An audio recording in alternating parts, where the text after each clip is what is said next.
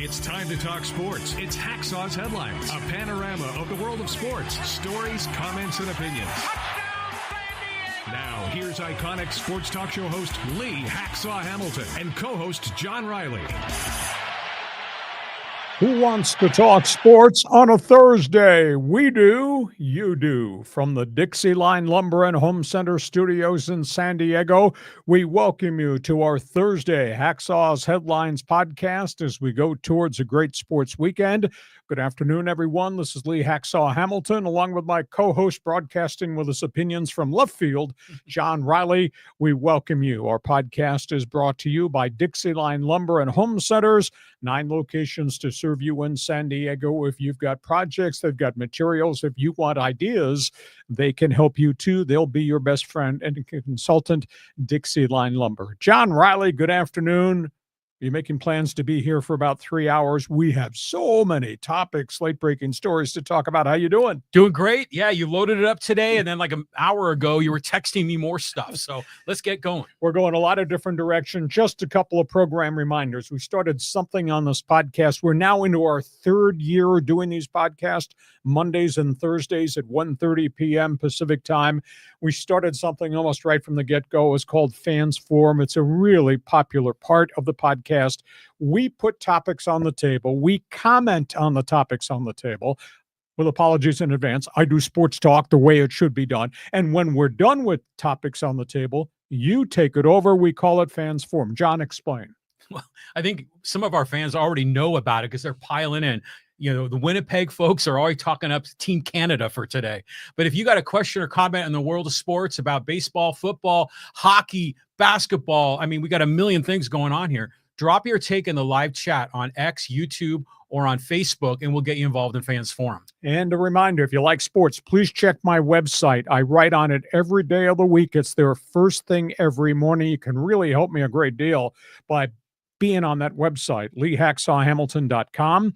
We want you to share. Tell everybody what we do Mondays and Thursdays at 1 p.m., 1:30 p.m. Want you to subscribe to the YouTube channel. When you do that, you get the alerts every time we put something up, and we put stuff up almost on a daily basis on our YouTube channel.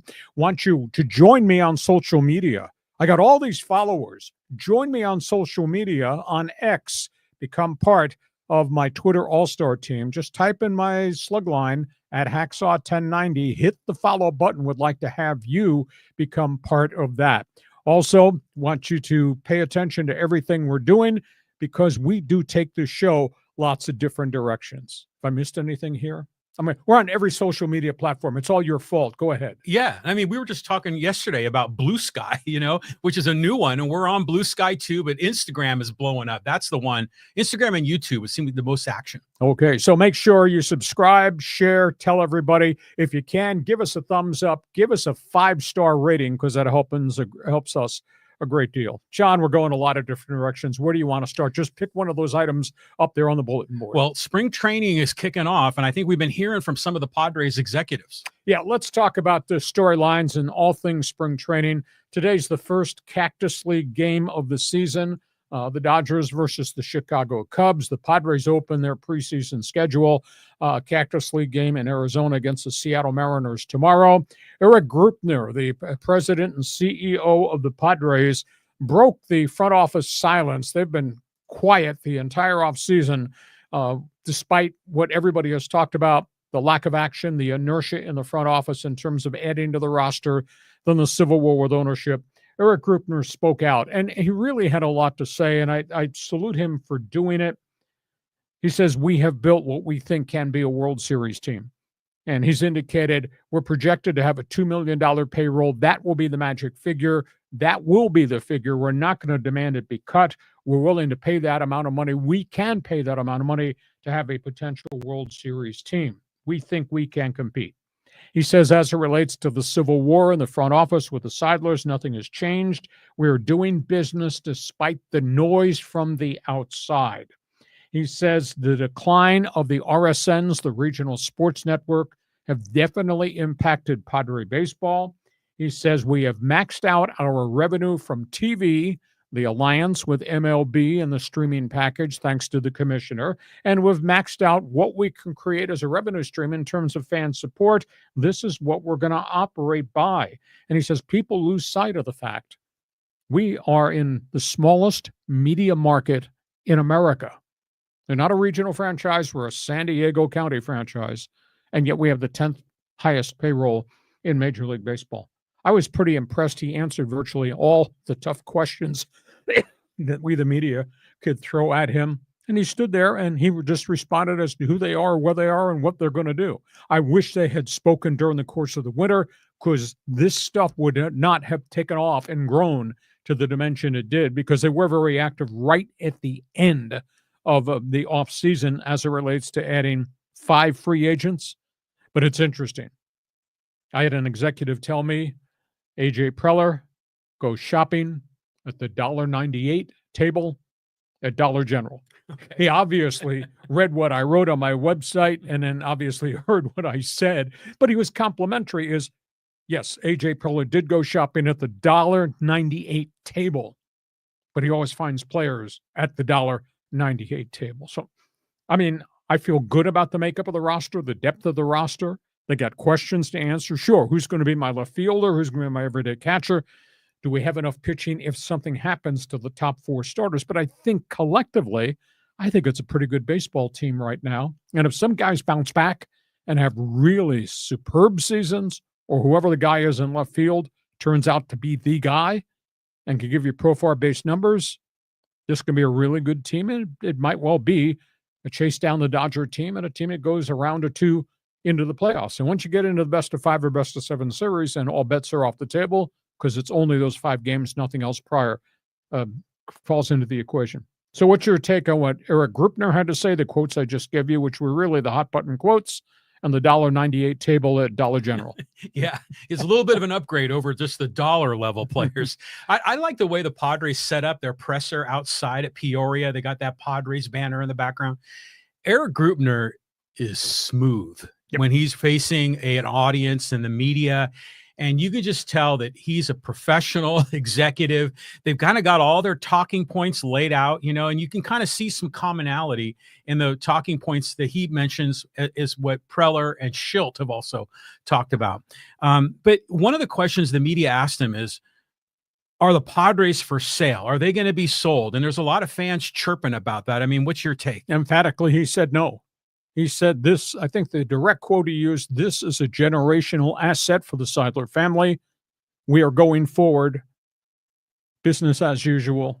Nothing is going to deter us. That's our goal out there, which is obviously to get a World Series team. He says this franchise will stay an asset to the Seidler family. So that being said, other people have the opinion the value is too great right now not to consider selling it if the family doesn't want to run it. Eric Greupner says the family does want to run it. Period, exclamation point, end of conversation. Yeah, okay. I mean, I kind of I like that whole idea of that generational thing that Peter Seidler talked about. But one of the things that Greupner mentioned is that, we're maxed out. We're maxed out on revenue. We're maxed out on payroll. And I kind of got the payroll angle, but it's shocking that we're maxed out on revenue. I guess it's just a matter of our TV deal. We're taking the best of what's available. But, if this is it, if we're redlining, for Padre fans, it'd be nice to have like a little bit more of a bump that we can go. But still, a top 10 team, this is a pretty damn good roster. If it wasn't for the Dodgers and all the people they're signing and building in their roster, I would say, hey, I feel really good going into this year. Maxed out gross revenue because they're selling out the stadium, John. Maxed out gross revenue. They've raised ticket prices 50% in 4 years. There's not much higher they can go without getting a revolt from the fans. Now, gross revenue of Major League Baseball will continue to grow. So that means there'll be more money coming in from baseball, maybe the next TV contract, etc. But this is the volume of money that they have created at Petco Park, the volume of money they can bring in from John Q. Fan, from sponsorships, etc. So they're setting their payroll off that. 3 years from now, maybe the number gets bumped up, but $200 million for this marketplace. And again, I deal with all kinds of people in the media, management, ownership, and all that. I know the market value in dollars in terms of advertising and financial supports, less now than it was 5 years ago pre-COVID. So this market has not been able to expand and grow. So I think they're doing a hell of a job. If they were sitting there with a payroll of $130 million, they were the freaking Minnesota Twins or the Cardinals refusing to spend money, then I think you'd have a right to really bitch. But to be the 10th highest team in one of the smallest media markets of all time. Now, as Greupner said in a side comment to me, you have to step aside and trust the commissioner as the TV contracts expire. And Rob Manfred has a new platform and a new set of ideas to put all the broadcasts under an umbrella of Major League Baseball, which might change the revenue share. You have to trust that Manfred's going to go forward and increase the volume of money that's coming in from media. And I think he will. I think when these TV contracts expire after 27, you're going to see something radically different. And I don't know whether that's more network partners and different games of the week, or whether that's unique streaming content and certain games on streaming, which is a subscription thing, which puts more money into the big overall pot. I think whatever baseball on TV is going to look like in 2028 is probably going to be a little bit different than we have right now. So, but they're trusting this commissioner to go to the next level from a revenue stream standpoint. Does it make sense? It does make sense. And I think, that whole market is evolving. It's a moving target. But what's interesting is he said that they're going to put on one game a week on like over the air, rabbit ears television. And at first I thought that was a feel good gesture to kind of fill some gaps where they don't have coverage so people can watch the game. But I'm wondering if that they're seeing that as another revenue source. I mean, probably not a lot of money, but it's something. I would think my stations that I'm doing stuff for, either Fox 5 or KUSI, might be the one that he's alluding to. It would be a limited Saturday only package. It would be on free TV. It would be a carrot offered out there to the fan. Sample what we have. And then if you like what we have, you can go to Padres TV in the subscription package during the regular season, or obviously what the MLB packages are on cable. I just think it's offering something unique. It's going to be a one-time only thing. I would hope it's going to be on one of my stations on Fox 5 or KUSI. If they announce it within a couple of weeks, I told you so. That's what I hear. That's what I feel. Hey, how about this, man? Let's have the game on KUSI. You can do the pregame, postgame. You can make it like a Charger Sunday, 8-hour broadcast. Well, we'll worry about that bridge when we get to cross that bridge. But they're doing a lot of creative things, but they're maxed out. They're maxed out what they can charge. They're maxed out what they can bring in. And I think looking down the road as revenues increase in Major League Baseball and Manfred comes up with the next TV contract, then we'll see maybe the ability to increase this payroll. But for this market size, this market's limitations in media partners, I think they're doing a pretty good job. But they got a good product on the field. If this was the last place, Oakland Athletics, Colorado Rockies, they probably can't say the same thing. These guys have taken it to the next level, kept it at this level despite the setback, despite the passing. I thought about this driving over here today, John. 2 years ago at this hour, we were talking about the death of Seidler, the loss of the $60 million Bally Sports TV contract, and the fact they owed the commissioner's office $40 million in luxury tax payments because of all the money Preller spent. And I remember saying to myself, how are they going to survive this with this man, this great man passing, and all these other business-related things? And by the way, they weren't a pennant contender at that point in time. So they kind of stayed the course. I'm not homing for anybody. I'm just telling you the facts as I view it right now. If you're a Padre fan, jump on board. Fans Forum chat boxes open.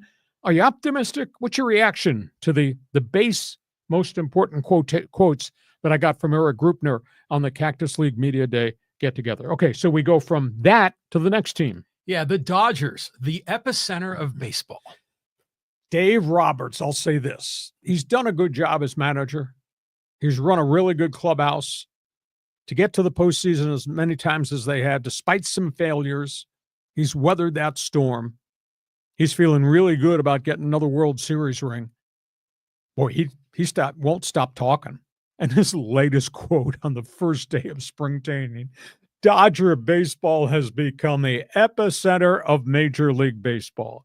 That was the kind of junk that used to come out of the mouth of the original owner of the evil empire, George Steinbrenner of the Yankees. So Dave Roberts is talking a really good game, but he backs it up because he's had success. But boy, some of the stuff he's saying right now, wow. Let me walk through some Dodger headlines for you. Today was the first day of Cactus League Baseball. Yash Yamamoto made his first start, clocked at 97 in the first inning. Struck out a couple of batters, got banged around a little bit in the second inning. They went and got him. Upgrade positive there. Ohtani has now thrown 2 bullpens. Second bullpen went 24 pitches. He used both 2-seam, 4-seam fastball, electric stuff. Ohtani is experimenting. He's working from the full windup. He's always pitched out of the set. He wants to see, and this is under the tutelage of Mark Pryor and the research people, if he increases his velocity, being a full windup pitcher rather than just pitching out of the stretch. So far, so good. Keep an eye on that. Dustin May, who's had the 2 elbow surgeries and then the life-saving esophagus surgery that saved his life. He called it an unbelievable life-changing experience when he was near death after an accident while eating dinner. He is back, throwing BBs in his bullpen, pitching really well. Tyler Glasnow has thrown live batting practice. They have changed his mechanics, his stride, his landing point with the front foot to take the stress off the elbow and the shoulder. He, of course, has a history of all types of injuries. So a lot of positive things in the first week and a half of the Cactus League and spring training workouts up until today. Bobby Miller, the hot young right-handed pitcher who struggled last year after the brilliant rookie season, pitching against the Cubs today, hit in the head by a 106-mile-an-hour line drive. It is scary. He is lucky. He never had the chance to get his glove up. The ball came back. It hit him up here on the bone of the skull. If it had hit him here, it would have been catastrophic to the eye. Obviously, it hit him here. It would have been terrible in terms of a mouth injury. He was down. I think he may have suffered a concussion. He walked off the field under his own. You could see the welt and the imprint of the threads of the baseball on his skull. Lucky for him, it hit on the bone right here. Very scary moment. They had to stop the game for a good 5 minutes till they could administer him. The Cubs batter who hit the line drive stood there in the batter's box and couldn't even run. He was just paralyzed by what he saw. Yeah. But Bobby Miller walked off the field, then walked to the clubhouse under his own power. I would assume there's probably a bit of a concussion, but what a scary, wicked shot. So that's what's happened today, first day of the Cactus League in the epicenter of baseball. What you're reading how Dave Roberts is acting now. He's not wrong. I mean, as we're always talking about the Dodgers, there's a lot happening. And I saw a video clip on X of Bobby Miller getting hit by that ball. And it makes you think there have been a lot of those in history. And the one that always stuck out in my mind was when Albert Pujols hit a rocket right back up to Chris Young when he was pitching for the Padres. But I think part of the bat, when the bat's flying and it's broken, it's like a sword. Yep. And it hit Young, I think, in the back of the head. Yep. But I'm surprised that doesn't happen more often. Well, it does happen. Guys get hit in all different parts of their body with comebackers. In this case, Bobby Miller, he was just on his follow-through, and that ball came. He couldn't get his glove up. It happened so quick. 106 miles an hour. I was a young man. I was an early baseball fan. I saw Herb Score, the legendary pitcher of the Cleveland Indians. Now, this goes way back into the 50s. I saw him get hit in the face, in the eye by a line drive by Gil McDougall. I never, ever forgot it. And, of course, he got hit in the eye and it damaged the eye and was blood gushing out of his head. It was a horrific thing. But I've seen all types of pitchers suffer all types of injuries on comebackers or screaming line drives back through the box. And a couple of guys have gotten really, really badly hurt. But luckily for Bobby Miller, the point of the impact up here on the hard bone of the skull, that probably saved him from something really, really bad. Well, hopefully Bobby Miller's all right. It might take some time, but don't feel too bad for Dave Roberts. He's got like 20 starting pitchers. He's going to be okay. Okay, you're a Dodger fan. Do you think things have changed at Dodger Stadium? I guess I should ask the question, is there a bit of arrogance at Dodger Stadium right now vis-a-vis their payroll, who they sign, what they want, and how Dave Roberts is acting? Or has he got a right to say what he's got to say? Next team we're talking about, John. Okay, we got to bounce over to Anaheim. Arte Moreno's talking up, huh? Arte Moreno ends his boycott of the media after 3 years of self-destruction, refusing to talk to the media, blaming the media for being unfair, and goes on and on and on. Why he ever chose that mode is beyond me, because Arte Moreno is a tremendously successful businessman. And what line of business was he in, John? Billboards, communication. Hey, yeah. And yet he creates this war with the media. And I'm sorry, Hacksaw Rule 102, don't get involved in a fight with the media. The media's got the last bullet in the gun. Anyhow, Arte Moreno ends his 3-year barricade on the media. Pretty interesting press conference in Tempe. A, I'm keeping the franchise. B, this franchise will not be sold. C, we expect to lose $50 million this year because of a decrease in revenue and an increase in payroll. Well, I understand all that. Then he made the comment, blame me for not putting a playoff team on the field for 10 years. It's on me to build a winner. Damn right, that's your organization. You're the one that was impulsive. You're the one that's made some really bad free agent acquisitions. That being said, he also made the comment, I can sign these contracts and I can sign these players, but the players have to hit, the players have to pitch, and the players have to stay healthy. So he has been victimized by a lot of bad luck. I'll give you a prime example. Anthony Rendon was not a bad character in Washington. He was a rock-solid player, third baseman out of LSU, etc. Very productive. No significant injuries. Got here, he can't stay on the field. Mike Trout, superstar, maybe a Hall of Famer. Mike Trout's had 4 years of injuries in a row playing out in the field for Arte Moreno. So Moreno, in a sense, I side with the fact that he can sign all these players, and he's made some mistakes on players, the Josh Hamiltons and the Vernon Wells and the Justin Uptons of the world.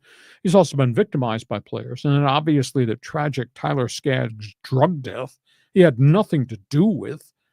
That's a byproduct of a player who was addicted to painkillers because of baseball injuries. And, prior to that was the terrible death of the number one young prospect pitcher, Nick Adenhart, who was hit by a drunk driver. So, they've had a lot of bad luck. He was asked about staying out of free agency this offseason. He signed all these team utility man type players. He says, I was not going to give a 5 or 6 year contract to a guy that was just going to be my designated hitter. He can't play every day on the field. I'm not doing that. And he said, I'm not going to give a pitcher, $200 million. There's a history of breaking down. I'm not sure who he was referencing. So he's still spending money. His payroll is bumped up from where it was a year ago. The end of the day, blame me. Damn right we are. Blame you. You're the one that's got to hire the right general manager or put the right money into the farm system. Farm system is negligible in terms of what they've been able to get to the major league level. But at least he ended the embargo in terms of dealing with the media. Quit trying to be a hard ass and a bad guy to the media. Work harder at putting a better product on the field. And I'm fascinated to see what they've done in this offseason with these, I call it team utility man acquisitions. Maybe they'll be better. Maybe some guys will have good seasons. Maybe the kids will take the next step forward. I don't know if they're a playoff team. I have doubts they have a playoff team. But that being said, he signed some reputable, established major leaguers, whether that's Kenley Jansen or that's Jorge Soler, all the way down to our own Kevin Newman.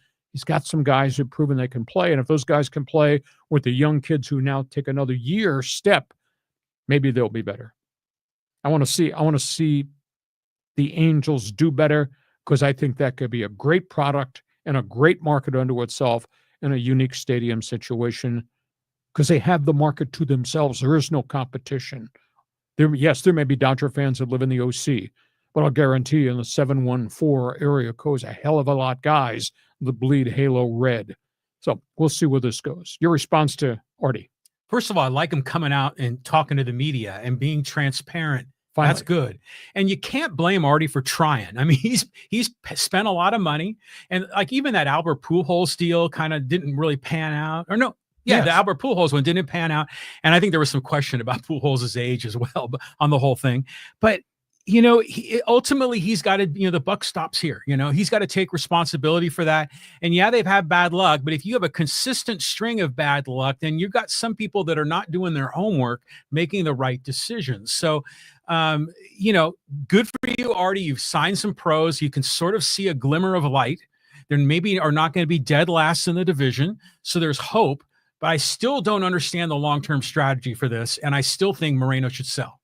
He says he's not going to sell, and they signed another 3-year lease extension. It'll take the Halos to 2032 at Angel Stadium. But there are renovations and repairs that still need to be made there. There's still issues with the city of Anaheim over that. But, what did I say last week? Maybe we need to put an embargo on criticism of the Angels, and let's just see where they can go from here, because I did think they invested a chunk of change into this payroll, into this roster to try to supplement the young guys they have that they've kind of forced to the forefront. So we'll see if Arte Moreno can regain some credibility, because obviously there's been a lot of erosion, and he should have never, ever got involved with this anger management issue with the media, because you just can't win that fight when we're looking at your product that has 99 losses on the season. Okay. Padres, Dodgers, Angels. Chat box is open. First-timers invited to jump on board. Agree with what we say or disagree. Tell us what you'd like to say. We move on. We're going to talk next about the commissioner. The commissioner, and it's Cactus League Media Day. Yeah, Rob Manfred went to Florida, did a Grapefruit Circuit Media Day, came to Arizona. He did a couple of hours with the national and local media. Cactus League Media Day. He defended the Dodgers. The quote, "The Dodgers have done everything possible within the rules." Within the rules. He says you can be critical, but not of the Dodgers, but be critical of the system of Major League Baseball.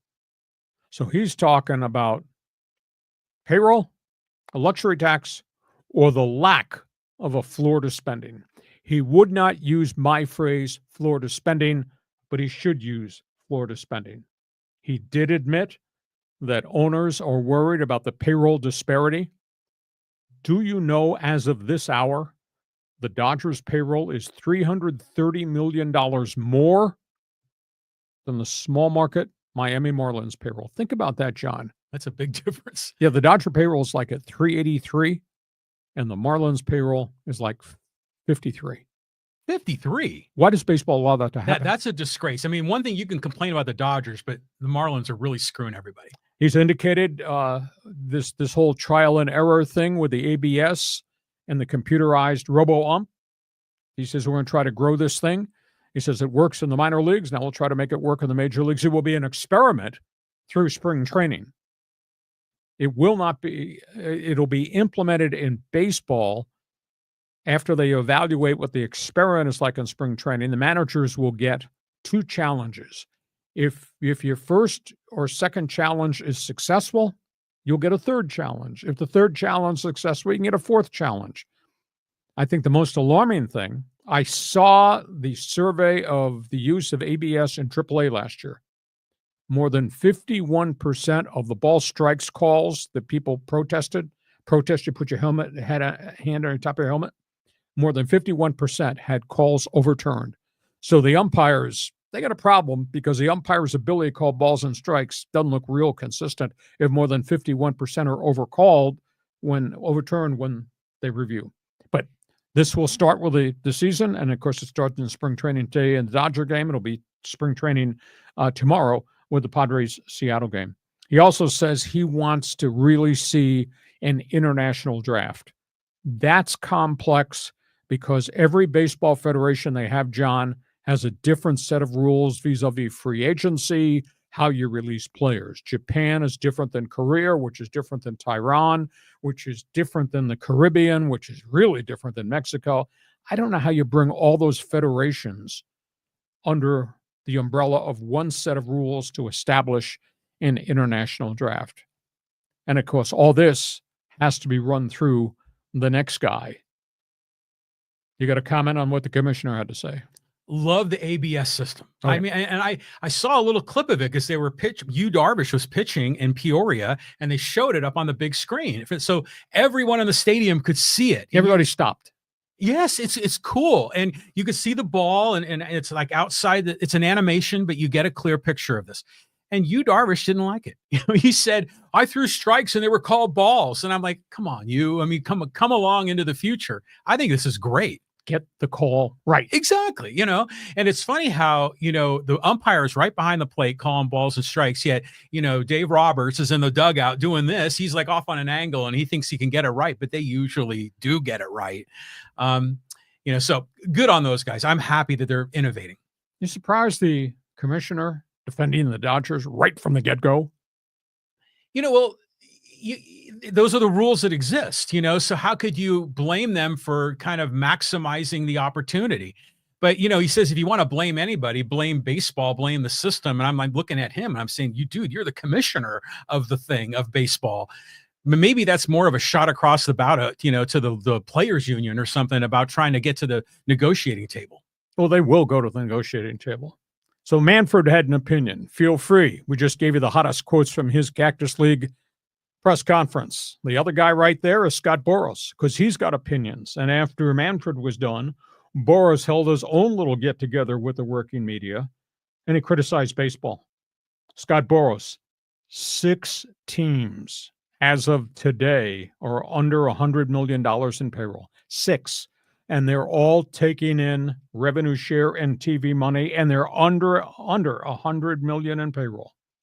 He said 10 teams in this winter offseason never signed a, quote, star free agent or quality free agent, taking shots at the Cardinals and virtually everybody else, including probably the Padres up until last weekend. And he then alluded to the difference in the Miami payroll versus the Dodger Stadium payroll.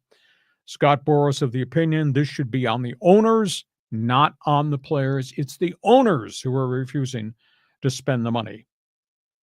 And John Riley's response to the super agent? Again, he's right here. You can't blame the Padres when you have Greupner up there saying we're maxing out revenue or we're maxing out payroll. And if you take that at face value, that's what you would hope that the Marlins would be doing and all these other teams around baseball. But it just makes you angry when you have an owner like that. It's like the owner in the movie Major League. Remember, she wanted to move the team and everyone hated her. If you got an owner like Fisher with the A's or whatever, whoever the hell is managing or owning the Marlins, it just angers the community. They feel like they're getting ripped off. Concur. And everybody had opinions yesterday and then today. And the last one we're going to talk about is this guy. This guy, Tony Clark. Head of the union, head of the Players Association. And when everybody was done in the Cactus League, then he opened up with his own set of opinions on behalf of the Players Association. His response, the Dodgers are not the evil empire. Baseball teams should emulate what the Dodgers are. He says MLB, all they're talking about right now is dropping hints about a work stoppage or a lockout. Shouldn't they be talking about improving the game? He says, as the game has moved forward to record revenues, record TV ratings, record attendance, MLB's doing nothing but talking in negatives. Tony Clark throwing beanballs at Major League Baseball. He said, do you know 22 teams going to spring training reduce their payroll? 22 teams despite record revenues. He says, I'm bothered by the fact there are owners investing hundreds of millions to buy property around their stadiums so they can create more revenue streams, but they're not investing hundreds of millions in their roster and their product. And he wrapped up, I have a dream that all 30 teams would want to be the last man standing at the World Series in October. I don't see that. Tony Clark just spraying hits to all fields as it relates to baseball. Go ahead, John. Yeah, that's what a union rep should do. They should be fighting for getting the best they can for their players. But invoking Martin Luther King in his speech, really? Yeah. I mean, well, okay, all right. I have a dream too. But really, how many teams do you think have legitimate World Series aspirations? It's less than half, right? Oh, legitimate? Maybe 5. The ability to get the AL, NLCS, maybe a total of 10. And again, that's very fluid because that's based on, do guys stay healthy or do guys break down? Yeah. Do you have a better team on your DL than you have on your active roster? What's the status of your roster by the time you get to the 1st of October and the real baseball season kicks in, postseason? Can you help yourself at the last minute at the trade deadline Does that come into that play? What happens August 1st? So, I mean, there's a whole bunch of things that make pennant race opening day very fluid from what pennant race might be at the trade deadline versus pennant race the 1st of October. And then it's who's hot, who's not, who's healthy, who's not once you get to postseason. And then there's the experience factor. You're not going to choke this playoff series away again, are you, Padres? I mean, there's so many variables that kind of go into there are who's the last man standing. But you got to know in the boardroom behind closed doors, they have a realistic expectation of their team, and not everyone is going for the World Series. But I guess you could say that's the true in every sport. I mean, there's a lot of teams in NBA they're just terrible, and really have no chance of winning a championship. And even in the NFL with, some kind of similar salary, there's still teams that are just hopeless that have no chance.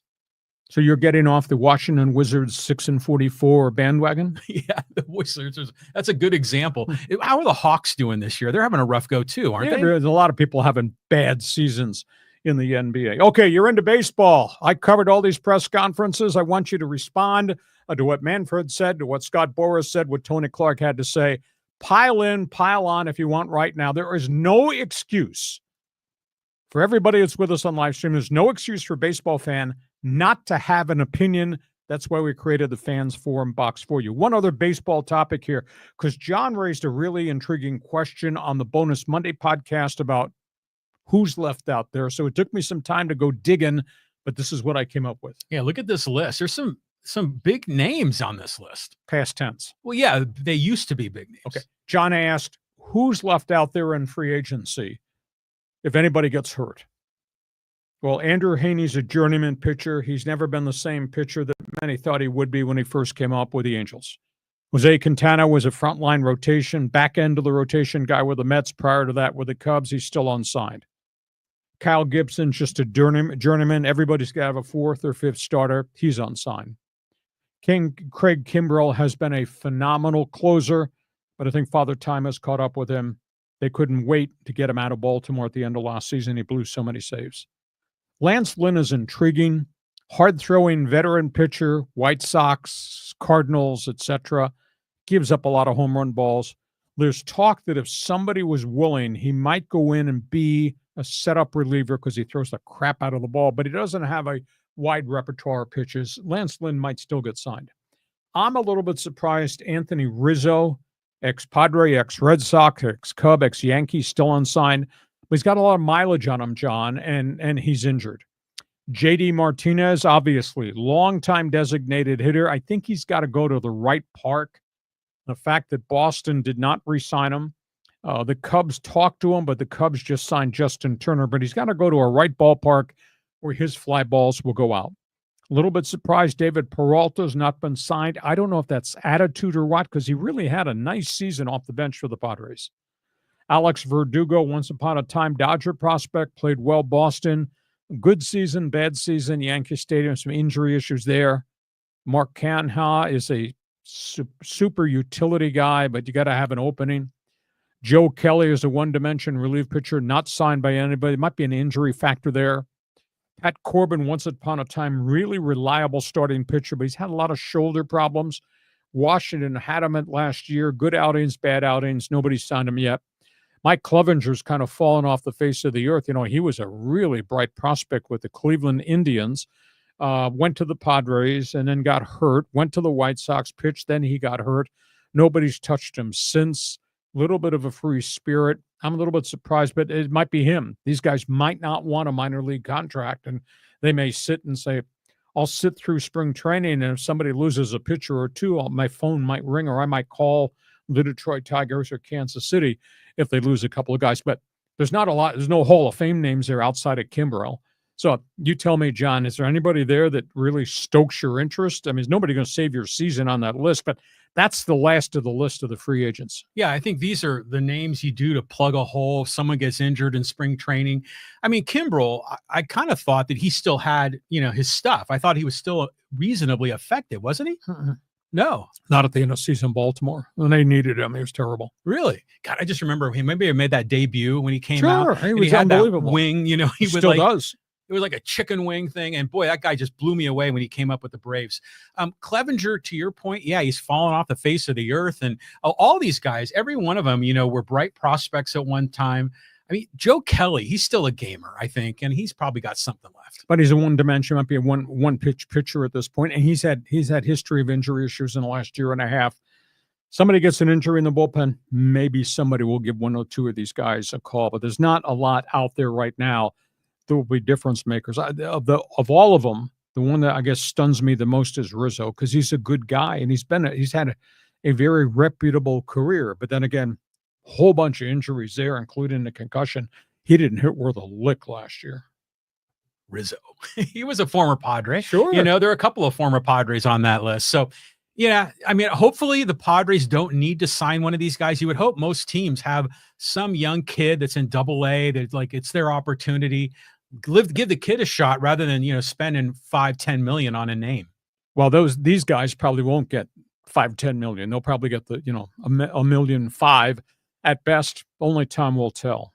And there'll be a lot of second tier teams that maybe lose some pitching that might make a phone call. But these guys, I don't think are going to make a big difference. All right, we get to halftime. You got questions, we got answers. Want you to jump on board.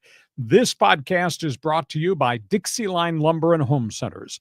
9 locations to serve you in San Diego. If you've got projects, whether it's in the home, whether it's out in the office or in the back patio, these guys can help you. John, what do you like the most about Dixie Line Lumber? Go ahead and roll that video, because Dixie Line does so many things for so many people, starting with construction of houses. Yeah, I first learned about Dixie Line when I was a freshman in college, and was working on some project at school, and we had to go to a hardware store, and Dixie Line on Miramar Road was the one, the one right by the pyramid.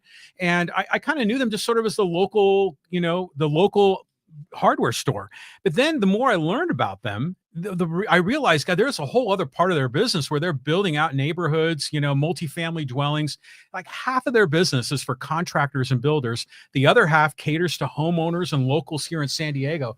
But they've been great partners throughout San Diego's history. They help build the housing market in this community. So doors, windows, kitchen, bath, decking, power tools, Dixie Line Lumber is your solution. Dixie Line Lumber, they got materials and they have ideas. They can be your consultant. They can be your best friend. Just remember the name Dixie Line and go to the website. Just see what they've got to offer you, dixieline.com. John, when we're done with hot topics on the table, we open it up to fans forum. There's a lot of new people to join our podcast on a week-by-week basis.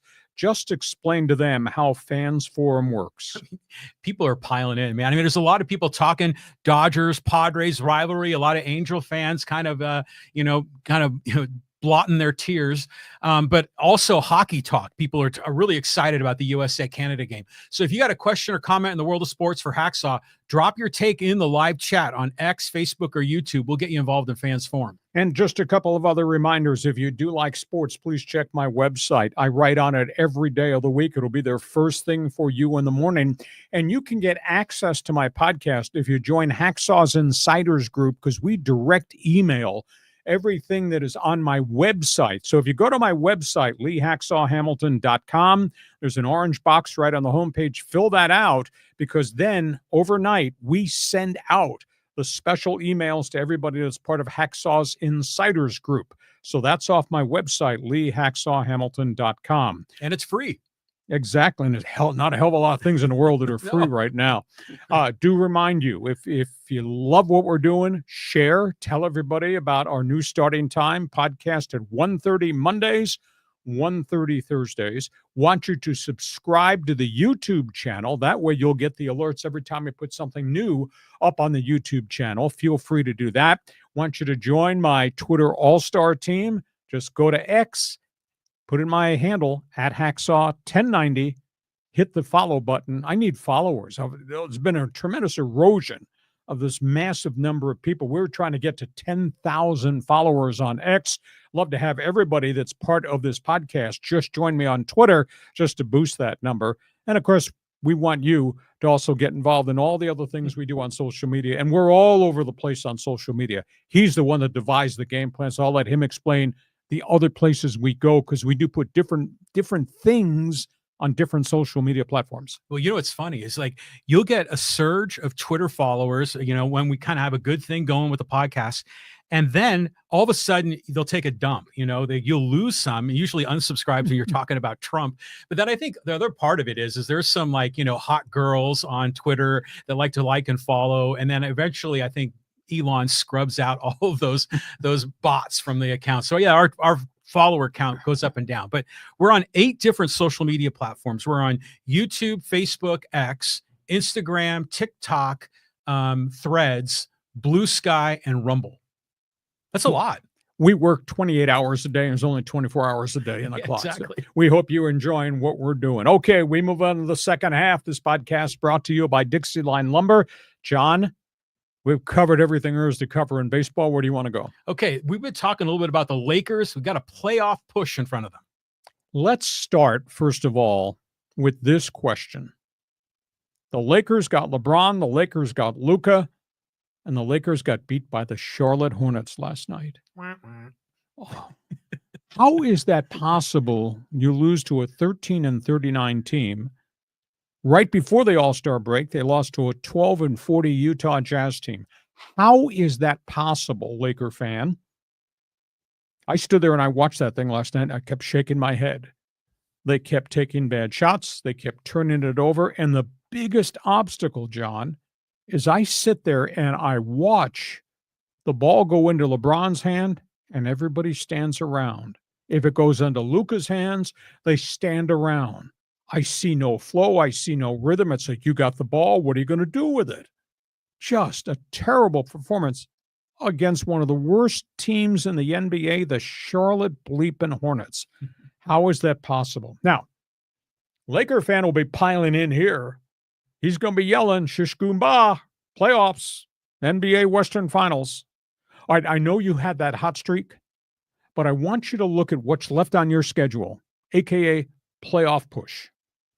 They got 2 against the Houston Rockets, who are pretty damn athletic. They got 2 against Oklahoma City, whom everybody's of the opinion might be the best in the West. They got 2 against Joker and the Nuggets, who are pretty good. You got 2 left against Giannis and what is in Milwaukee. You got 2 against the guys across the street, the LA Clippers, who seem to amp it up when they play the Lakers. You got to go to Boston.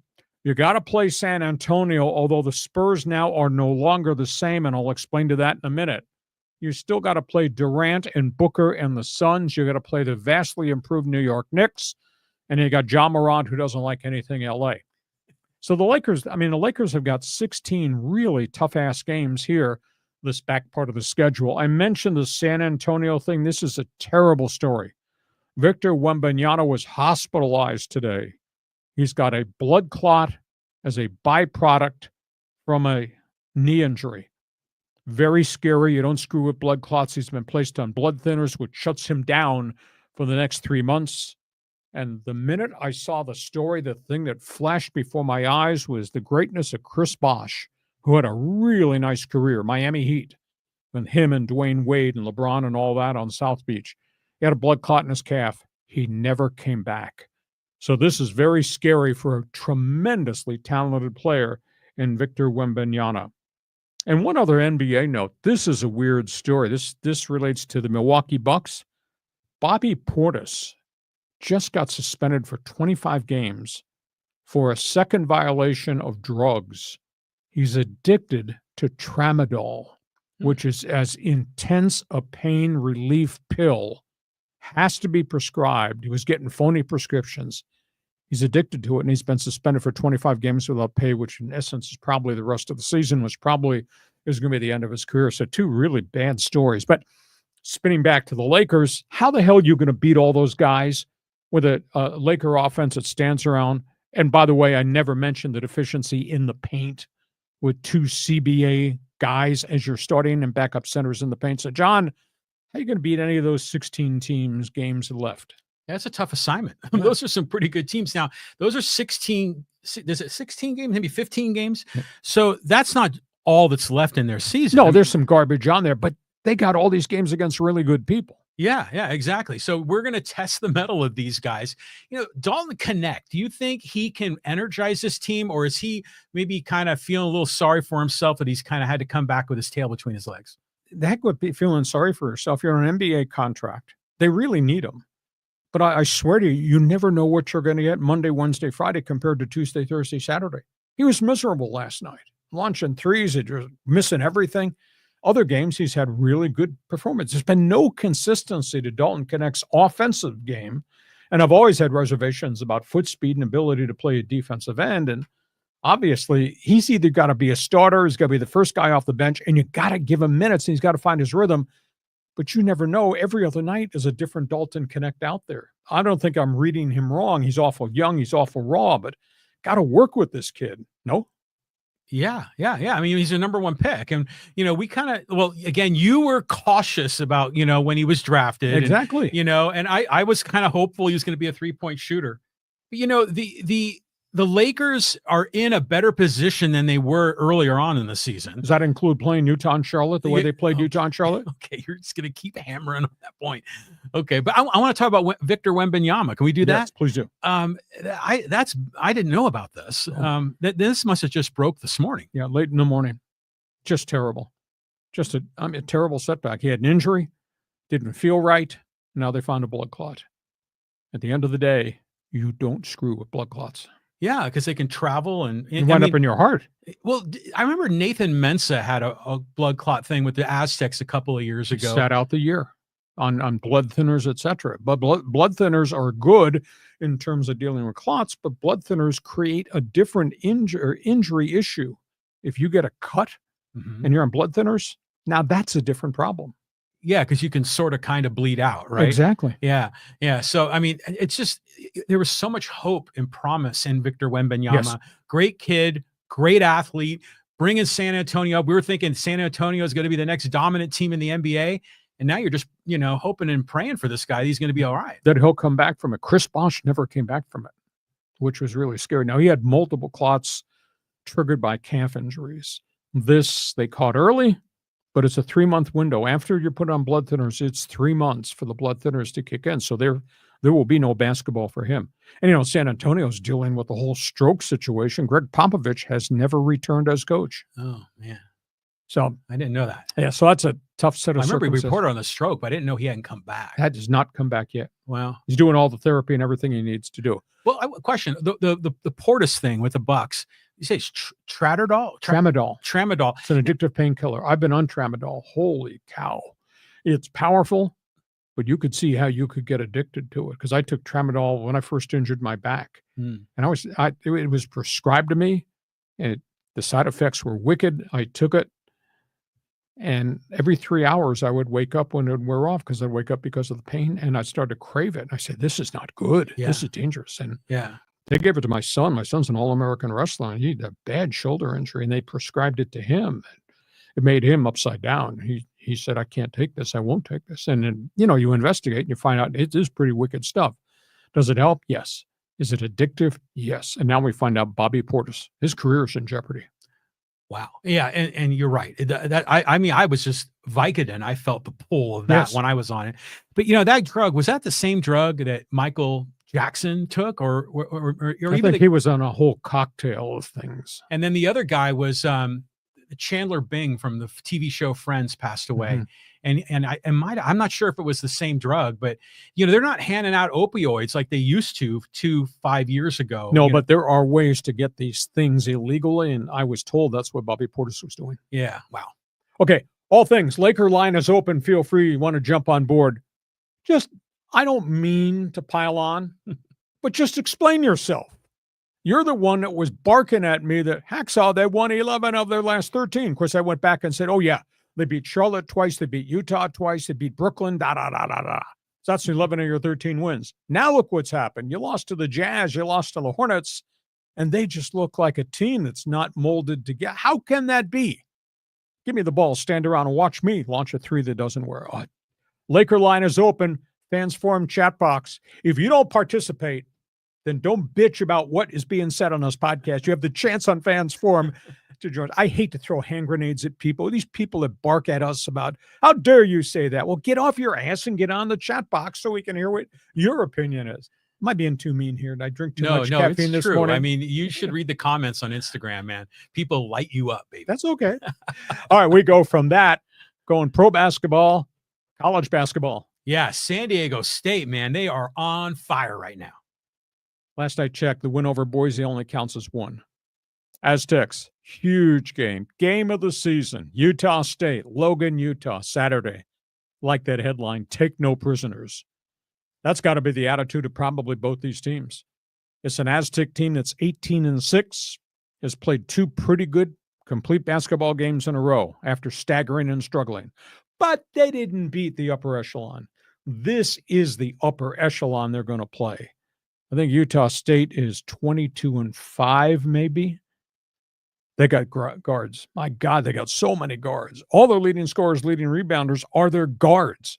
And they got a bunch of 6'10", 7-footers that are in there for one thing.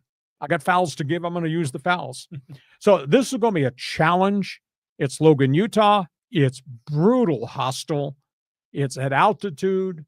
Aztec team that has not shot threes very well. Aztec teams whose bigs have been in and out.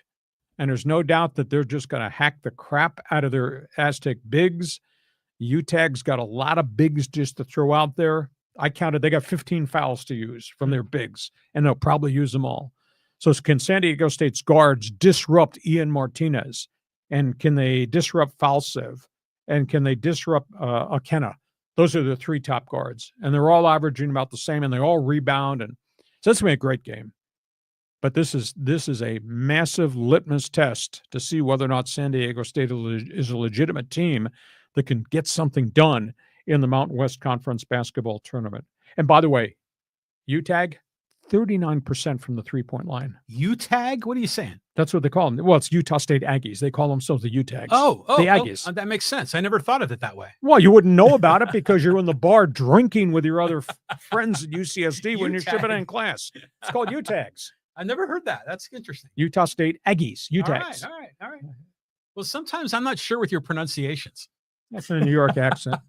Okay, that's all things Aztecs. You have an opinion? Go ahead. You're ordering NCAA tournament ticket seats already now for the Aggies. No, I'm the Aztecs, man. Okay. Let me break it down. Like Nick Boyd has stepped up his game. He's 2 games. Yeah, I mean, he looks great driving to the rim. He's hitting his threes. BJ Davis was sick, but Wayne McKinney stepped in and was terrific. Magoon Guath is like silky smooth, hitting jumpers from the elbow and from the top of the key in 3-point range. Miles Heidi's getting a lot more rebounds. Coleman Jones is back. I mean, Miles Bird is still Miles Bird, showing those flashes of NBA potential. You've got to be excited about this team. Even Farrell Compton's stepping up a little bit. So I'm encouraged. Now, Utah State, it's weird. It's like every year they got a new coach and you think they got to start over, and then suddenly they're at the top of the list again. Well, new coach brings his players. Yeah, but that's had a lot to do with it. But still, they're taking all of them, the coach and the players, taking a big step up. So you got, you tip your hat to Utah State. But this has developed into an interesting rivalry. I mean, not only in basketball, but in football too. But more in basketball. Oh, for sure. Yeah, for sure. More in basketball. But so this game's at altitude. So, Aztecs will be at a little bit of a disadvantage, but right now they are just so red hot. Aggies have lost by 3, 2, and 3 of their 4 losses. They had 1 blowout loss. It's a pretty good basketball team, and it's up there. And by the way, Utah State is the one that beat San Diego State down here when the Aztecs had that 17-point lead. Yeah. And that went away. Huge, monster game. By the way, do you own any pom-poms here? I mean, if you're going to do that segment of this podcast, I want you to shish goomba. Yeah, I'm just excited about them. And by the way, have you ever been to Logan, Utah? No. It's beautiful right on the edge of the mountains. It is. I mean, my family drove to Yellowstone like 20 years ago, and we went to Salt Lake. We worked our way up to the Tetons, and we went through Logan. It was this gorgeous green valley, like up against the mountains. And what a beautiful place. Is it the Cache Valley? Is that what it's called? It might be that. C-A-C-H-E? Yeah, cache, like a computer cache or cache. Cache. Nice place. Tough venue. Oh, Saturday. That's going to be fun. They're the inventors of the I Believe, I think, too. Yes. Okay, we go from all things basketball. Other topics on the table include the NFL. The NFL rumor mill opens up. Yeah, let's talk about this. Free agency starts in about 2+ weeks around the National Football League. You know, we've talked extensively to football fans on this podcast about the Cleveland Browns crisis, and it's more than just the quarterback and Deshaun Watson. It's the mess at offensive tackle. So now it's a more significant issue with Myles Garrett, who's asked to be traded. And they said, no. Myles Garrett said, you better trade me. Anyhow, I have now been told that within the last 48 hours, the Eagles have approached and the Lions have approached the Browns about a deal for Myles Garrett. 105 quarterback sacks. Guy's got 2 years left on his contract. The price tag would be 2 number 1 draft picks and a quality player. Wow. Cleveland definitely needs offensive line help. Philadelphia's got depth. Detroit's got depth. Is there the possibility there could be a deal? Cleveland initially said no, but if Garrett says, I'm not coming to play for you any longer, he doesn't want to be in his lifetime rebuild.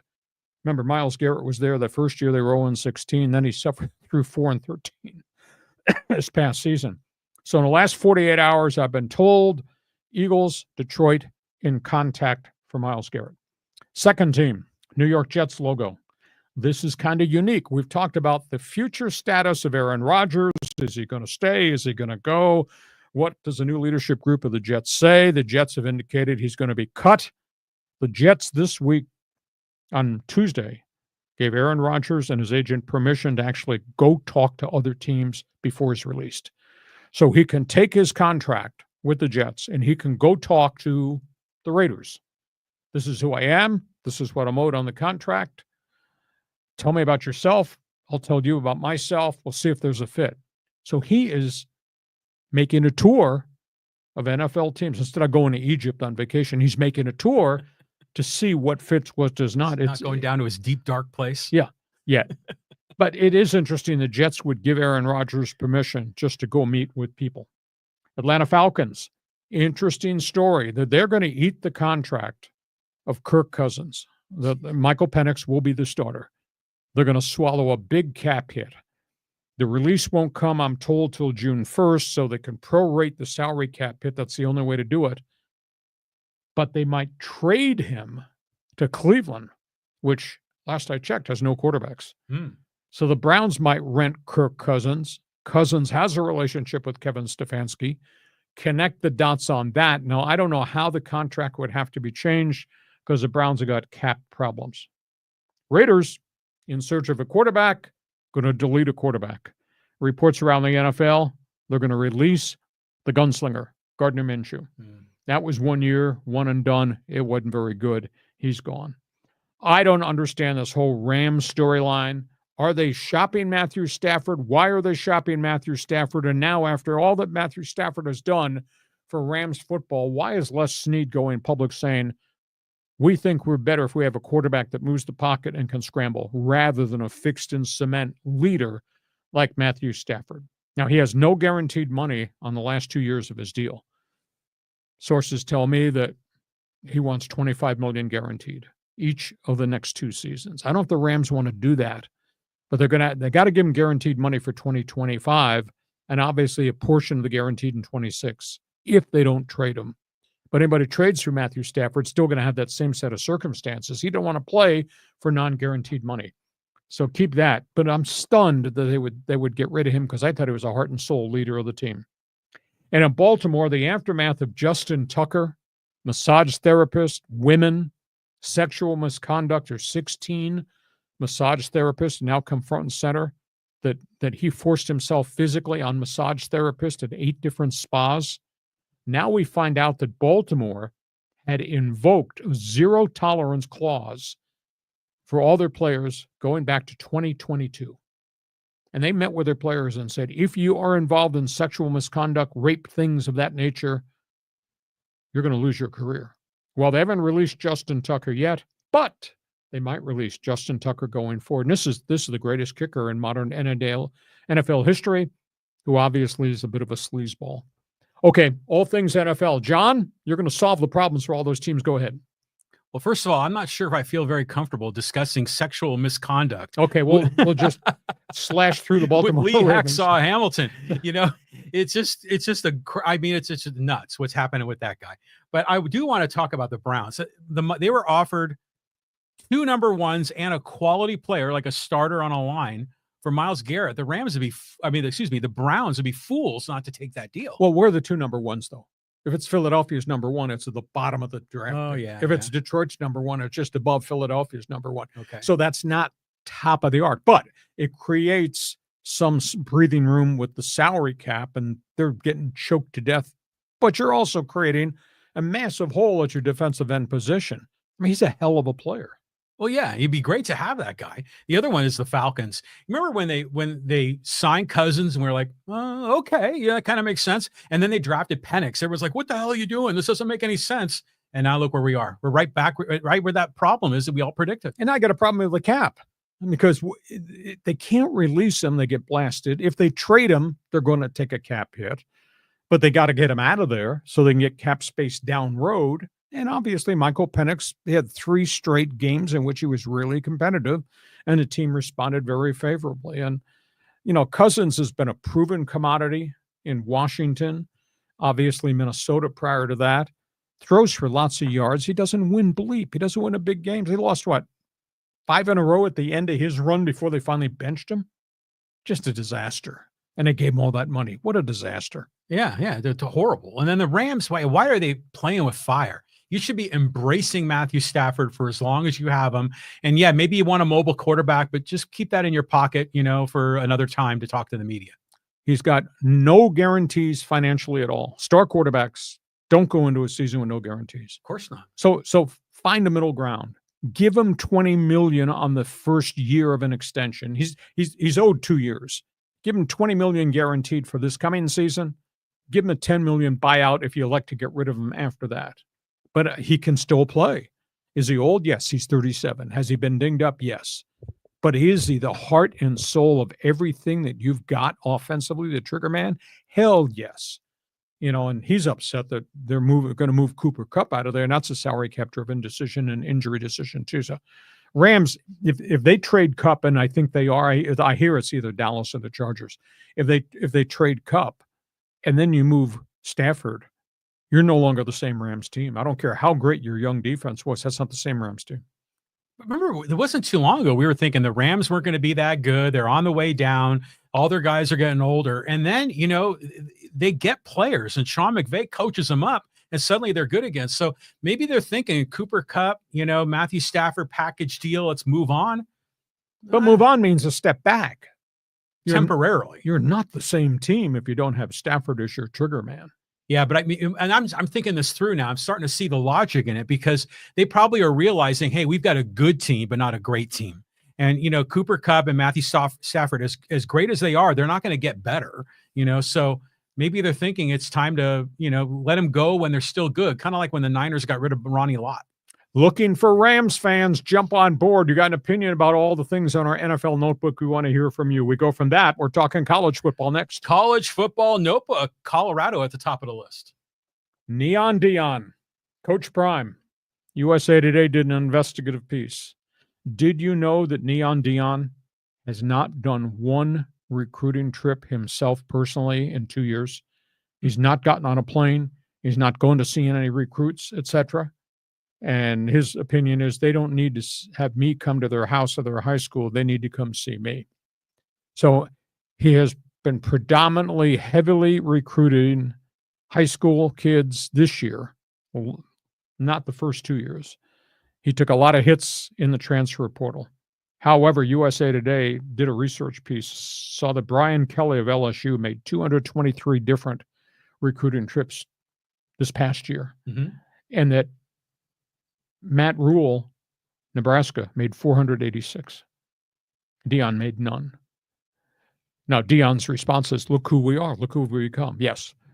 But now you're losing Shedeur Sanders. You're losing Travis Hunter. You might not be the same program. That is stunning. Coach Prime does not make recruiting trips.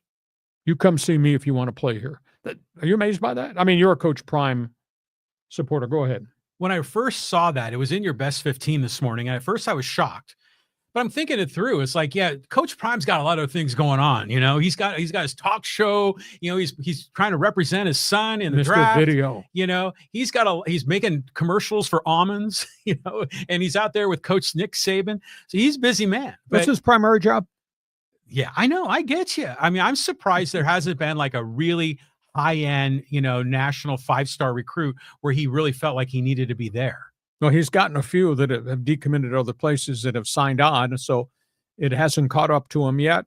But now there is no Shedeur and there's no Travis Hunter. Now it's different. Now it's going to be a different team. But they've got 3 Hall of Famers on their coaching staff. That's a magnet that they're gonna still. People will want to play for Neon Deion.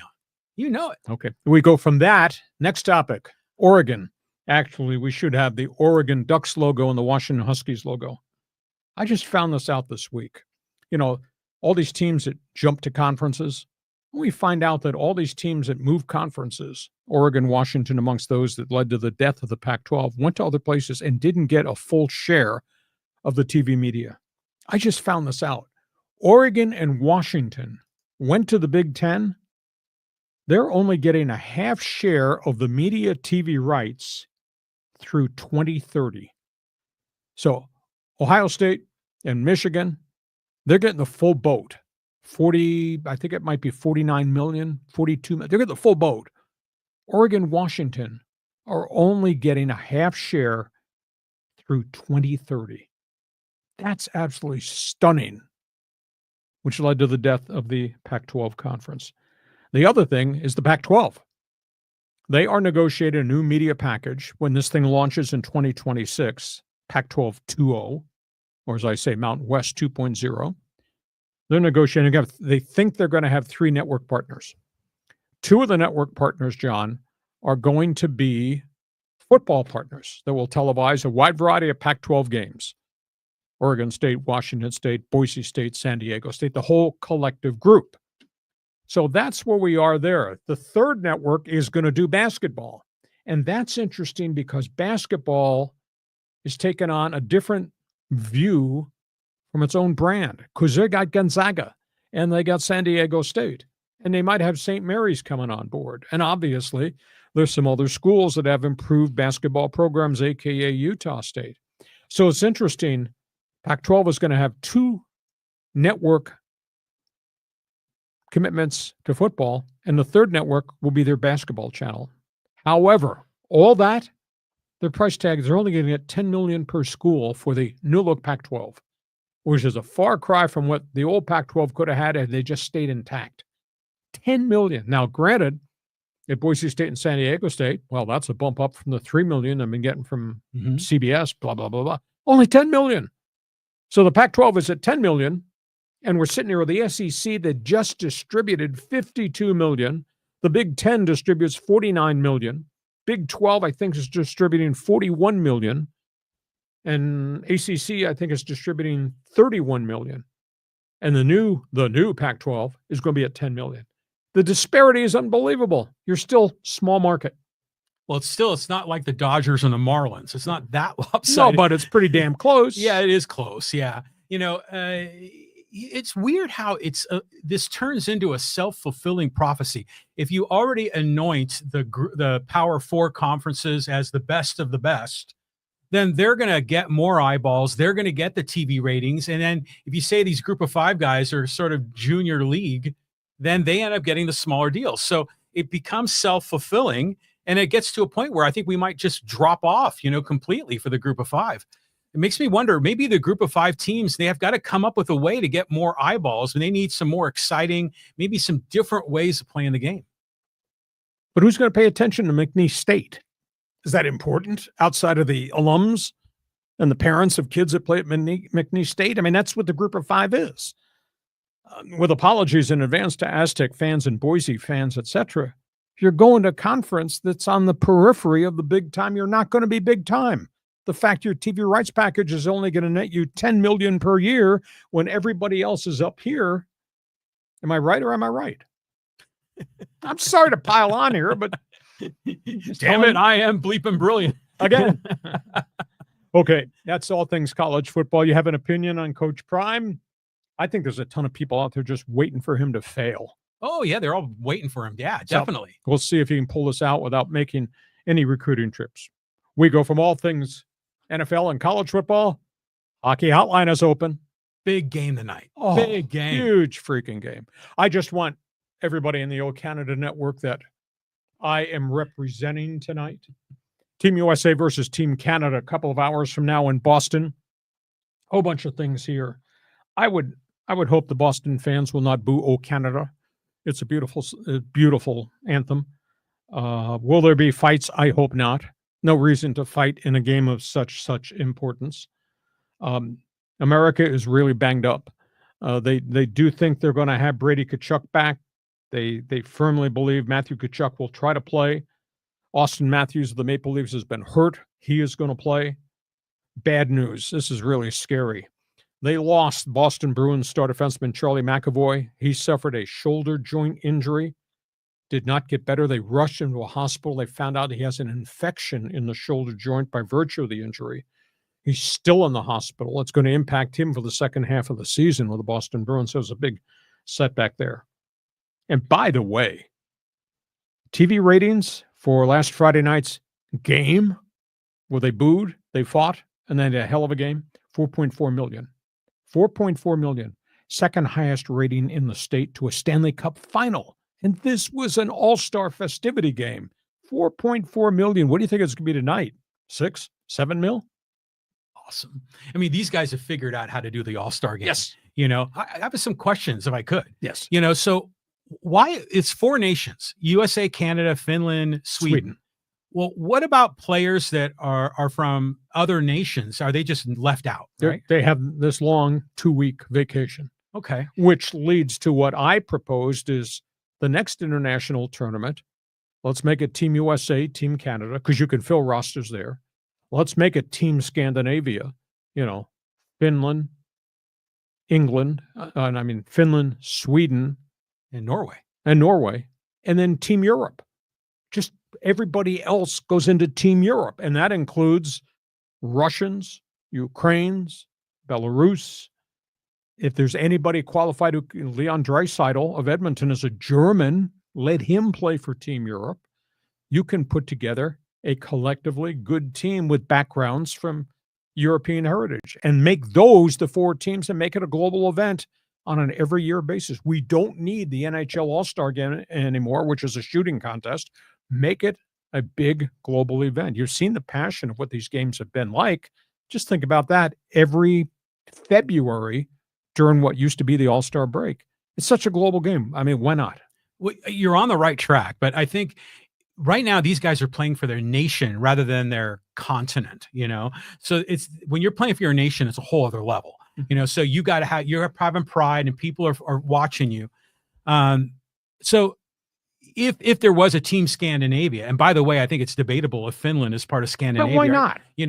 But at any rate, it's not a bad idea, but if you can get down to single nations, that's the better way to do it. But I don't think there's enough players from Germany to have a Team Germany. There's surely not enough NHL players or minor league players with Italian descent to have a Team Italy. Then you don't want to water down the product. But collectively, with all the great Russian players and the players from Belarus, and then whatever the other Soviet satellite countries used to be that are in the NHL, I don't want to take guys from the American League and say these are the best. Well, because you're putting American and International Hockey League guys into a global tournament just because you got to fill out a roster. But if you make it Team Europe, there's a lot there. I'm sure there's enough players you could have a quality Team Europe roster. How about a Team Eastern Europe? They call themselves the Iron Curtain. Oh, No. One other question I had is, like, with the 4 nations, are every one of those players that are on those 4 rosters, would they have been all-stars under the previous format?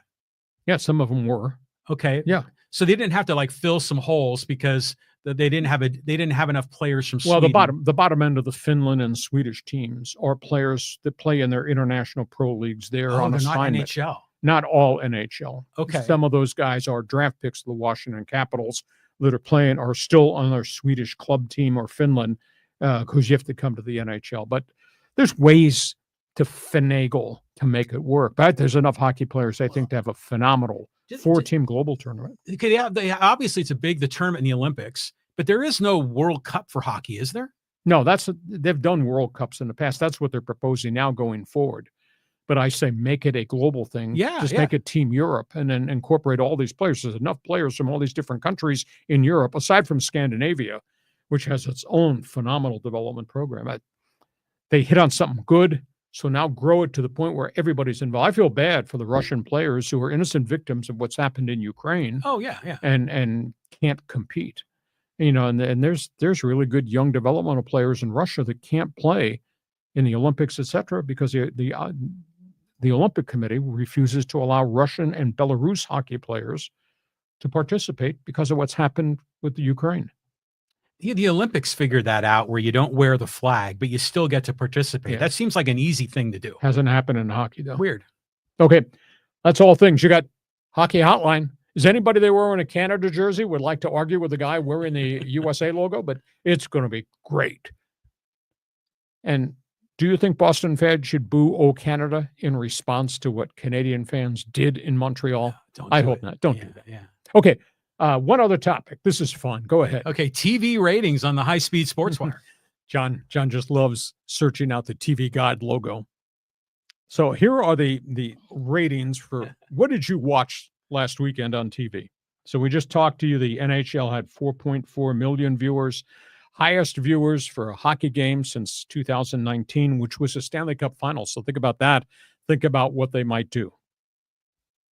What did you watch this weekend in the NBA?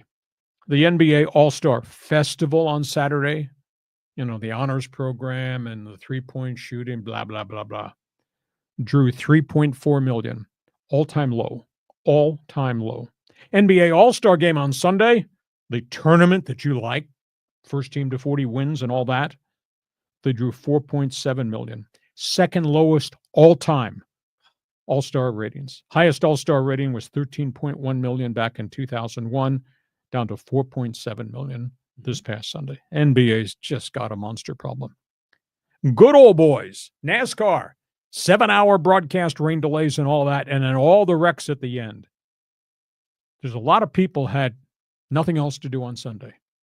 They sat through like this dummy did and watched a lot of the 7 hours of the NASCAR telecast from Daytona.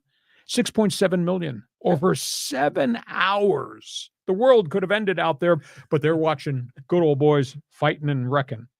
3 crashes in the last 9 laps. 6.7 million. PGA Golf. This comes on the heels of Adam Scott's public comment. Adam Scott is part of the negotiating committee. There are still a lot of bad feelings out here about those guys who left and took the money. The Dustin Johnsons and the Phil Mickelsons and the Bryson DeChambeaus. That came a day after Rory McIlroy said out here at Torrey Pines, Rory McIlroy of the opinion, let it go, let's move forward, let's fix this game. Scotty Scheffler's only comment after a very impressive week at Torrey Pines, let's just play together, let's get this solved. Well, anyhow, on Sunday, final round, Phoenix Open, Scottsdale, 2.8 million.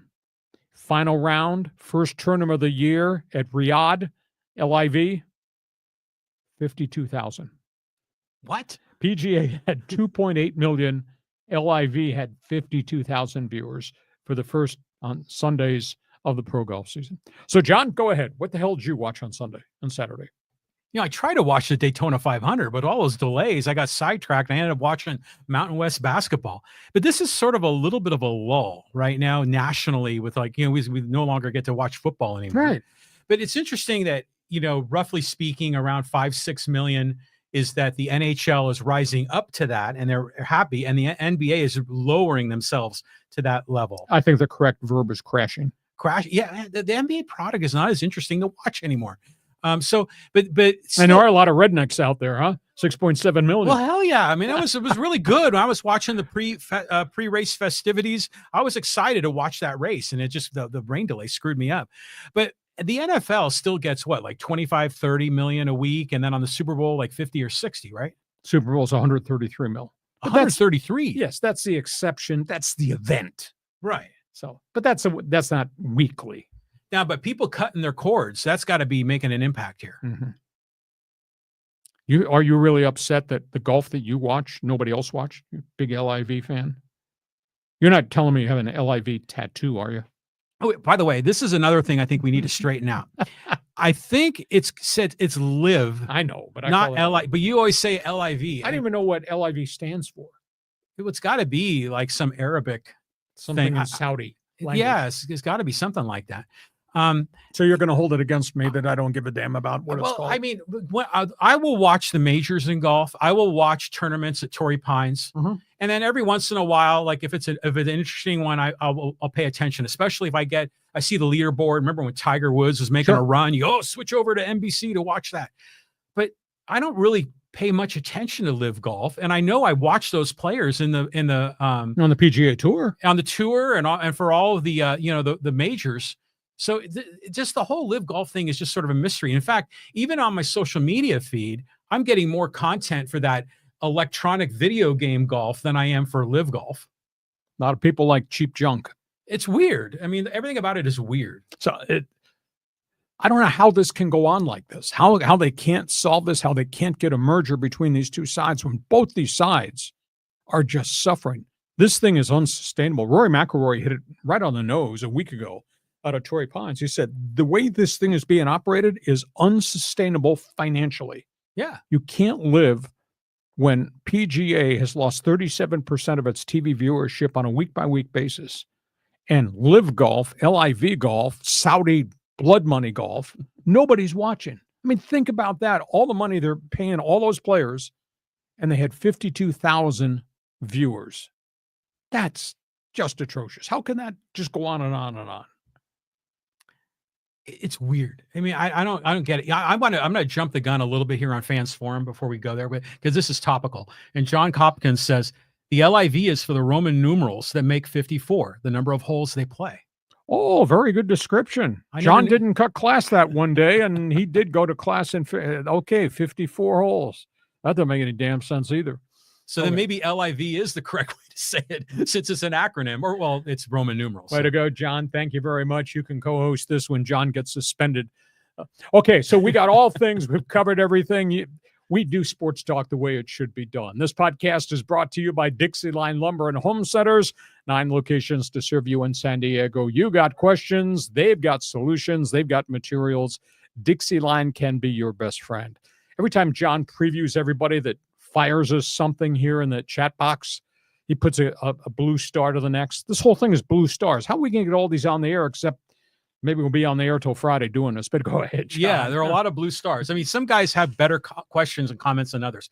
Now, this next one I'm going to do is a group of them, okay? And this is all from the O Canada Network, and they're all fired up for tonight. And we'll start here with T. Will, WST, Four Nations correspondent. Go Canada. Like my sweatshirt, eh? Oh, yeah. All right. And then Schickster says, Canada 3, USA 2, OT, book it. It'll be a big issue. My only concern is Binnington in goal for Team Canada. I think the Washington Capitals goaltender Leonard Thompson, should have been there as part of this. I just don't know that I trust Binnington right now. And he hasn't had a great season with the St. Louis Blues. And there are no goaltenders in Canada. None. This is the best you got. But the flip side of that is Team USA is really battered up front. You know, if Tkachuk and Austin Matthews aren't the same, and then Team USA's got a problem too. That's a good point, though. Yeah, and there's even more comments here. Tony Pop says, "Go Canada!" Darth Skater, US 4-3 in quadruple overtime. So Darth Skater does like my sweatshirt. Thank you. Yeah, he does. Okay, and then Darth actually goes on to say, "This has the potential to be the greatest hockey game ever played." Well, I don't know that I can go that far. It is modern day phenomena. I think the TV ratings will be through the roof if you add USA and Canada's TV ratings, but international hockey, I don't know. Canada Cup, Darryl Sittler back in the day in the 70s. My God, they've never stopped talking about that. Isn't it just amazing how the NHL has hit, I'm going to use a baseball analogy, has hit a home run on their all-star format when the NBA is just sucking so badly on it. Concur. And last I checked, I don't know anybody thinks flag football, NFL Pro Bowl weekends were the damn either. No. You can't really play an international American football tournament. We're not quite there yet. John, I think the NHL has a phenomenal potential to take this and really make it Oh, yeah. something global on an annual basis, with the exception of the years that we play the Winter Olympics. But, injuries, insurance, it's a big issue. We got 4 players that are hurt, and losing McAvoy in Boston's terrible. And that's a byproduct of playing these extra games. So as fascinating it is to have international play, it may also have negative implications. If I lose my goaltender, if I lose my top defenseman, if I lose my all-star center who suffers a bad injury in international play. But that's the risk you take to have something global.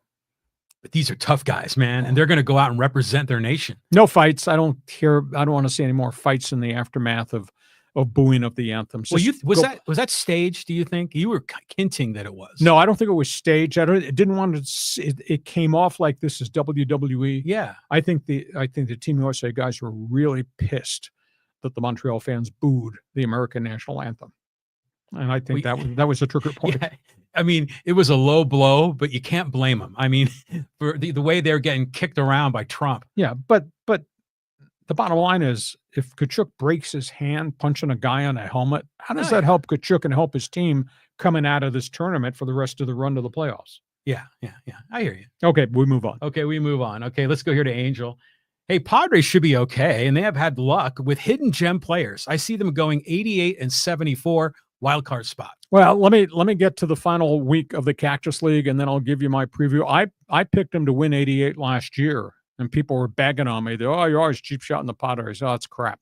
I picked them to win 88, and they won 93, and they came within one game of going to the National League Championship Series. And I swear to you, if they had beaten the Dodgers on that bullpen day, they would have beaten the Mets. And then they would have been in the World Series against the Yankees, and they would have accomplished the goal. So let me just see where they are from a health standpoint. But I think they've slotted everybody. Somebody was bagging on me about my comments on Nick Pivetta. He's not an ace. But as a number 4 starter, that guy's got accomplishments. He's probably my number 4 starter is probably a hell of a lot better than most of your number 4 starters in a lot of different teams in the major leagues. So what's the negative about Nick Pivetta? Yeah, he's solid. I mean, he's a number 4 guy, and hopefully he has like more room to grow. And he won't have the Boston Red Sox rookie batting order trying to support him. He's got established guys here. Yeah, or a green monster on the left on any of that. But I think Angel makes a fair assessment. I think 88-74 is reasonable. Of course, we'd love to see them do better. It is a question of who's going to be the hidden gem. And if I had to fill out a betting slip, I think that this Tirso Ornelas guy might be same with Eggy Rosario if he's given an opportunity. Those 2 guys could surprise. I expect Hayward and Connor Joe to be kind of steady Eddie kind of guys. They're not going to shock us. Maybe Vasquez, the pitcher, might surprise us.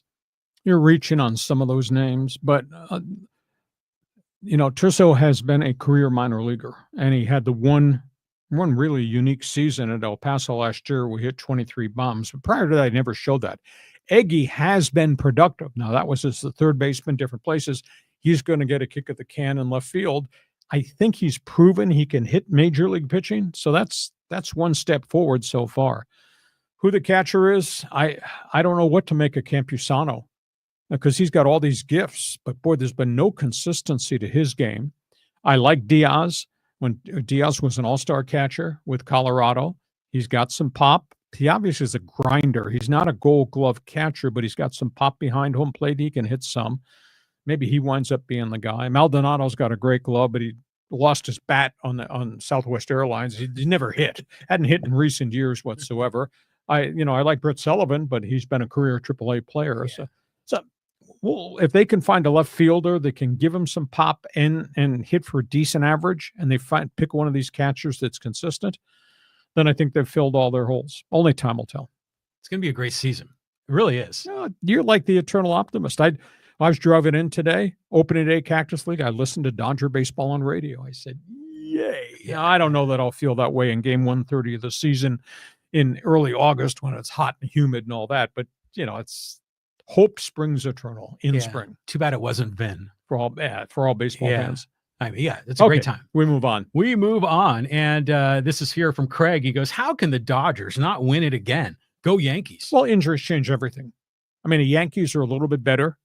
They get Max Fried, and Max Fried becomes number 2 behind Garrett Cole, and Rodon becomes number 3. And the Yankees they've got some depth now. They got to resolve what they're going to do with Marcus Stroman, because he's eternally steamed that he has to be a relief pitcher, even though he made his first start in the spring. But I think they're shopping him, but nobody wants his contract, so he'll probably be here. And you're going to get setbacks. You're going to have injuries. And when you have those injuries, then you're glad that you got a sixth starting pitcher then goes into five. Or that's the only thing that scares me about the Padres. I don't know that there's a lot of reliability beyond their top four. Yeah. Because once we get to that fifth spot, your sales pitching me Vasquez, and your sales pitching me Waldron's a better pitcher this year than he was last year. Learning curve season might be. Your sales pitching me Brito, I don't see that. So if the Padres have any injuries to the top four in the rotation, that hurts. Yankees have got depth. Dodgers have got multiples of guys if more injuries occur to the Dustin Mays or the Gonsolins of the world. So that's the only waiver I might put with the Padres is if something happens to one of the frontline starters, there's a problem. But I think you could say that about any major league team except the Dodgers. Yeah. Because I would imagine every major league team going in, their fifth starter is not someone they're 100% behind. Even their fourth or their third might be a question mark for some of these teams. And that's why Pivetta, all the people bagging on me about Pivetta's a hell of a lot better at number 4. He's not a number 1, where they forced him to be a number 1 in Boston when they were rebuilding. Yeah. That's why his numbers were skewed, but his numbers were respectful if he had anybody who scored runs. They're going to score runs for Pivetta here, and we'll just see how he acclimates to pitching in the National League. But Padres are deep. Padres can't afford to have any of their frontline starters get hurt. Yeah, you're right. I mean, they can't afford I'm right. Of course you're right. Brilliant. But Craig is also saying, the Dodgers, how can you bet against them? I agree. And earlier in the podcast, you were given an update, for the Padres, Angels, and Dodgers. And for the Dodgers, he said, Shohei Ohtani is in the bullpen, and he's been, he's working on his mechanics on the full windup. I thought you were going to say that, like, now he's developed a knuckleball or something just to make him even more superhuman. No, he's doing what he's doing, and he's throwing all the pitches he's supposed to be throwing. Now, they're handling him with kid gloves. 24 pitches, second outing. He only threw 2 and 4-seam fastballs. He's not throwing splitters, curves, and the other stuff. That will come. And he's not going to pitch Cactus League. So we have 5 more weeks of him doing bullpens and strengthening his arm and building that up. But that's Ohtani. Ohtani has phenomenal track record, but they're handling him with kid gloves, so there's no setback with the elbow. Remember, he's had 2 surgeries now, and same thing with Dustin May. May is popping fastballs, etc. He's not throwing his full repertoire yet, and he's not going to pitch in an exhibition game, I think, till right at the end of spring training. So, steady as she goes. Steady as she goes. Speaking of Dustin May, Skaters on Baseball has a comment. He said, Dustin May will be on the IL before opening day. Glass now before the All-Star game will be on the IL. Well, you're bagging on them because they got hurt pitching for your team. That's kind of unfair. May had fully recovered from the second surgery, and then he had this severe situation with the torn esophagus. He could have died on the operating table. Very serious thing. Glass now, he's had a history. I concur with you, only to the point that I said, boy, when they gave him the contract, after what I know he went through in Pittsburgh, what happened to him in Tampa, and you gave him that kind of contract with that history. Now, they sent him to do a study mechanically. Biorhythmics, is that what they call it? Probably. Yeah, that sounds right. Yeah. They sent him to an institute in Florida that does all this mechanics, and they determined he was putting extra stress on his forearm and his shoulder with his stride, where his foot landed. And he's a big dude. He's gangly with 6'6", 6'7". So they said, you shorten your stride, your plant foot landing closer to your body will allow your body to take the brunt, not the force on the elbow and the shoulder. And he spent the entire offseason working on this mechanical change, and he was popping it pretty good, and he felt comfortable. It takes time, though. I'm trying to think what his favorite phrase was. He said, I have to get mechanically into my mind what used to be athletically into my mind, where his whole career, he thought, athletically, I'll just throw the crap out of the ball and they can't hit it. Now he's thinking, mechanically, I have to do this in step so that I can survive athletically. This is really interesting, his perception of what had to change. Yeah, that is interesting. And by the way, have you ever seen the TV show, I think it was called Sports Science? Yes. Where they would do all these measurements, and I like that show. Oh. I don't think it's on anymore, though, is it? No. I guarantee you that if you just practice all the things they teach you in that biorhythmic school, you'll be a better talk show host too. Yeah, no doubt. No doubt. Okay. All right, we move on. Thanks. Okay, let's go here to Chris. He goes, I have zero problem with Dave Roberts declaring his team the epicenter of the sport. After all, it worked so well for Lincoln Riley his first week in Los Angeles. Also getting ready to send the Canadians through the glass tonight in Beantown. No, they're going to check. I don't think these guys want to take a bunch of penalties. I don't think they're going to put the other guy on the power play. Lincoln Riley's got his hands full. He better not be sitting there at 6-6 this season with all the money they've invested and all the hoopla about how they've changed the whole structure of the Trojan football. But at the end of the day, look at all the first place finishes. Look at all the playoff appearances with the Dodgers. They have every right to do what they're doing because what they're doing is legal. Now, you might be a little bit turned off by Dave Roberts saying Dodger baseball is the epicenter of everything. Bill Steinbrenner said it, and they backed it up for all those years with the Yankees. And so Dodgers have been tremendously successful, but epicenter of baseball, just another reason to be pissed off when the Dodgers play the Padres. Well, this is all back to that hating the good for being the good, right? Yes. And I think that is a big thing in sports. But Dave Roberts is a good dude, and I remember one time my son was playing baseball here locally, and we were over at Santa Fe Christian in Solana Beach, and I was in the stands, and all of a sudden I heard, that sounds like a familiar voice, and it was Dave Roberts, because his son was the same age as my son. Sure. And they were playing ball together, and he's a good dude. He really is. I'll tell the story. I don't tell very many personal stories about interactions with people, but Dave, was he with the Padres? Must have still been with the Padres. Anyhow, he's a cancer survivor. Really? And oh yes, and I was doing sports talk still at 690, 1090, and I had made a comment. Dave is about to return. Let's salute Dave Roberts. And during the course of all of his treatments, I had made the comment, say a prayer for Dave Roberts. He's battling cancer. So I'm walking from the clubhouse towards the dugout. You have to walk through a tunnel. And I heard somebody yell, "Hacksaw." And I turned around. He came and he grabbed me. We went off to the side. And he said, "I just want to thank you for what you said about prayers." And I said, nice. Wow, I didn't know that. It's a just classy guy. Epicenter of baseball? Ooh, that might incite a few Padre fans. They're just doing everything right, Sure. So of course they're the epicenter. Plus they've got all the Hollywood glamour and glitz that goes along with it, But he has become more vocal, aka mouthy, since all the success of last year when they got the ring. Well, yeah, you won. You won it without an asterisk, So it's a real season, a real win. So, hopefully he gets paid. And you won it without the damn pitching staff too, which just boggles my mind. Dodgers. John, I swear to you, every time you and I think or talk about it, I just close my eyes and I see Jerks and Profar facing the fans in left field, jumping up and down with the ball in his glove. That was awesome. The rivalry is taking on new dimensions. That's awesome. I hope he does well with the Braves, by Thank you, Chris. Okay, let's go here to John. He goes, actually, Anthony Rendon was a Rice Owl in college, but he was beloved in the district during his time at the Nationals. Looking forward to the USA-Canada game tonight. I know everyone wants to talk about the political noise, but let's concentrate on the game and not allow politics to mar what has been an incredible event that should have the folks in the NBA and NFL taking notes and figuring out how to imitate it. Pay attention. And Gary Bettman, did you get my memo, my email, my text? Make this a global event every February. Say good night now to the concept of the NHL All-Star Game. You can have, if you want to have the skills competition, that's great, but play a global tournament. Next one. Thanks, John. Okay, let's go to 4RXLA. He goes, the weakest link on the Dodger roster is Dave Roberts. Despite his unyielding love for analytics, they have won 2 titles. They now have a roster that fits Roberts' bullpen game strategy. No extension yet. They'll get the extension. He's of the belief they'll get to the extension before spring training ends. Let's be realistic. Yes, 2 World Series titles. There have been no back-to-back World Series winners in forever. That's an item. Secondly, it wasn't all his decisions. I'm sure this came from the analytics people upstairs about who to use when in certain situations, as witnessed by when they shocked the Padres in the playoffs. And I told John this story, and I think I've mentioned it here.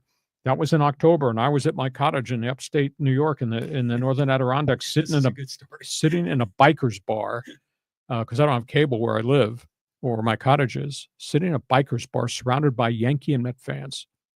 And when the Dodgers announced bullpen day, I said, this is not going to go. Why are you going bullpen day? You're going to lose. The series is going to be over. And they went bullpen day, and then they brought their closer in the third inning, which just shocked me. And I turned to my wife. I said, I can't believe they're doing this. They're bringing their closer in the third inning. Why would you not save him to the ninth? And what the Dodgers had decided, based on the way the Padres had structured their batting order, I'm going to match my right-handers against their right-handers. Each guy's going to get 1 inning. And then I'm going to go with my left-hander when their left-handed bats are coming up. And he's going to go 1 inning. And they went left, right, depending on the matchups. And they shut him out. And that put him back in the series, and they won the next game. Now, of course, they were aided by the terrible mistake where the Padres, total denial, should have never started Dylan Cease, power pitcher on 3 days rest, had never done that. I mean, I would have pitched Martin Perez in that game. If you lost, then you still have another game to play with, and you got Cease on regular rest, and you got Yu Darvish. So, I mean, they screwed this whole thing up, and the Dodgers outthought them and the analytics guys got it right. I'm matching my right-hander. You know, we're bringing Blake Trinan in the third freaking inning. And I said, how do you do that? Or it was Kopech. So they had Kopech. It was him. And they went to the left-hander the next inning. Then it was Trinan. And I said, you're burning your aces in the bullpen. It was early, and they were just matching right-handers, left-handers versus right-handed batters, left-handed. It worked. And I think it was more than just righty-lefty. I mean, they knew the matchups and who had tough, at-bats against these guys. Exactly. So, so good on them. But there's more to that story, though, with the biker bar. I mean, didn't they find out that you were an NFL broadcaster, and they're pulling up your website on their phones? One of the guys sitting next to me is he looked like a typical upstate New York guy with a bike that's parked out front here in the bar. We started talking. He asked me my background. This is while the pregame show was going on. And I said, well, I work in San Diego. I do a sports talk radio. I did NFL football forever and ever, and I write a column, and I have a website. So he steps away, and he's sitting over at this table with the big TV screen, and he's doing this. And he comes back and says, yeah, that's you. I said, yeah, I told you. So he's telling all these guys in the bar who I am and what I do. And I have this website, and I do a podcast. I did NFL football. I broadcast a Super Bowl, and everybody liked me. But I didn't buy the bar around, but it was so funny. And then, by the way, it's first inning. Let's watch the game. Yeah. I'm surprised you were out there going, do you know who I am? No, not me. Okay, let's keep going here, and let's go to Hector. He goes, Lee, can fans forum get an ABS system for John's takes from left field? I feel that with the proper technology, John can possibly get above the Mendoza line. I don't know. John's pretty good with his takes, even if they are out in left field. Actually, I was going to sales pitch John, but it's about time John became a journalist. About time John started to write a column, maybe one day a week on my website. But that's a lot of work. But anyhow, well, I do that. We're trying to improve John, and John does have opinions from left field sometimes. I concur. Well, here's what it is. From left field, man, I am Bo Jackson. I'm throwing out Harold Reynolds at the plate, man. Remember, that replay is an awesome I've seen that one. Yeah. So, yeah, as opposed to Barry Bonds trying to throw out Sid Bream at home plate. Weak ass, one bounce. Can't get the crippled guy round in third, limping to home. Hector will take that under advisement. I'll have my people call his people and see if we had John to write a column from left field. How about that? Okay, we move on. Okay, let's go here to Bill. He goes, the Dodger culture that has been created is why players are preferring the organization. The support staff, analytics department, and minor league facilities are invested in for the fans. Well, it's a payday, and that has a lot to do with it. But guys want to go where they can win. And the Dodgers have a tremendous legacy and a tremendous history, just like the Yankees do. The pressure points are very different, though. I think it's very hard to be a star in New York just because of the entourage around you. The media crush is just relentless. LA, it's a very different media market. It's just not the same. I don't know whether it's a Southern California thing. I worked at Sirius XM for parts of 3 years. I did on the baseball channel, on the home plate baseball channel. And I went to New York, and I spent 3 days, and their studios are right on Times Square. And I'm an East Coast guy. I grew up on Long Island. I've been to the city, been to Rockefeller Center and all that. And I went back there. I stood on Times Square in rush hour, and John is just a different energy. It's just a different feel. It's a different vibe. It was fascinating. And I thought to myself, God, to live here, do you think my heart would be able to stand it? It's just different. So being in New York and playing for the Yankees, or to a degree the Mets, is very different than playing for the Angels or down here. for the Padres. It's just a different aura. It is. Yeah. I remember I was in New York City on business right when they had the Subway Series. Sure. Was that 01 or 2000? It was like right around there. I'm terrible with dates. Yeah. And the city was going crazy. I mean, the vendors were selling T-shirts on every corner. Yeah. So yeah, that's prime time. Exactly. But I think it's tougher there than it is to be a star out here. And the Dodgers obviously give you the opportunity, and they have such great heritage going back to Ebbets Field, the Brooklyn Dodgers. Just amazing. Yeah, I mean, it's a whole other deal with the media in New York compared to Southern California. Okay, let's move on to Flegel, because I'd like to see Kelly finish well. Who's he talking about? Joe Kelly. Joe Kelly, I'm the sure. pitcher. He's had his injuries, but he's also been in that early relief or mid-relief role for a long time. That's been an abused position in the latest trend of 5-inning starts. He has velocity and a few more seasons to offer. Well, nobody's signed him yet, and I don't know if it's got to do with the shoulder surgery that kind of, waylaid him at the end of the season. Boy, he's fierce. He's got an edge. He glares into your dugout. There's probably an obscenity that's going to come after that glare, but that's okay. He's a firebrand.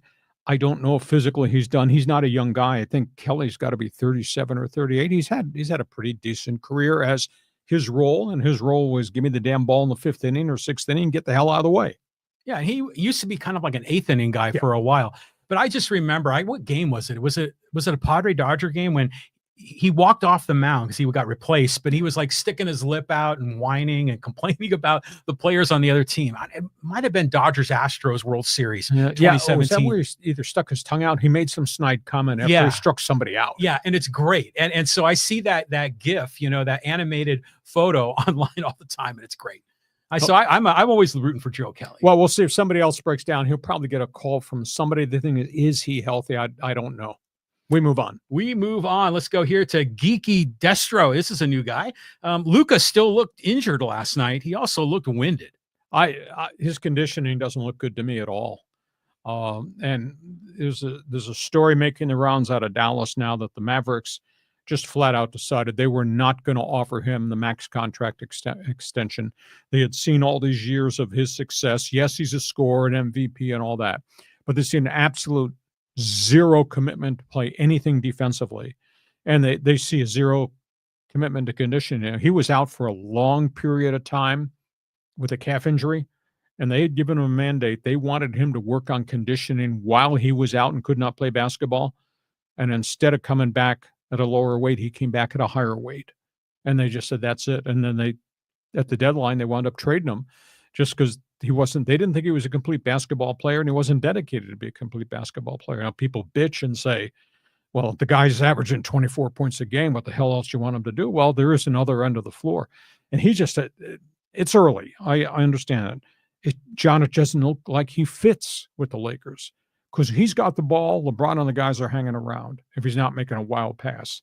When LeBron's got the ball, they're all hanging around waiting for LeBron to do so. It's early in the mix. I understand that. But he looks lethargic. Is that the correct word? He doesn't look right to me.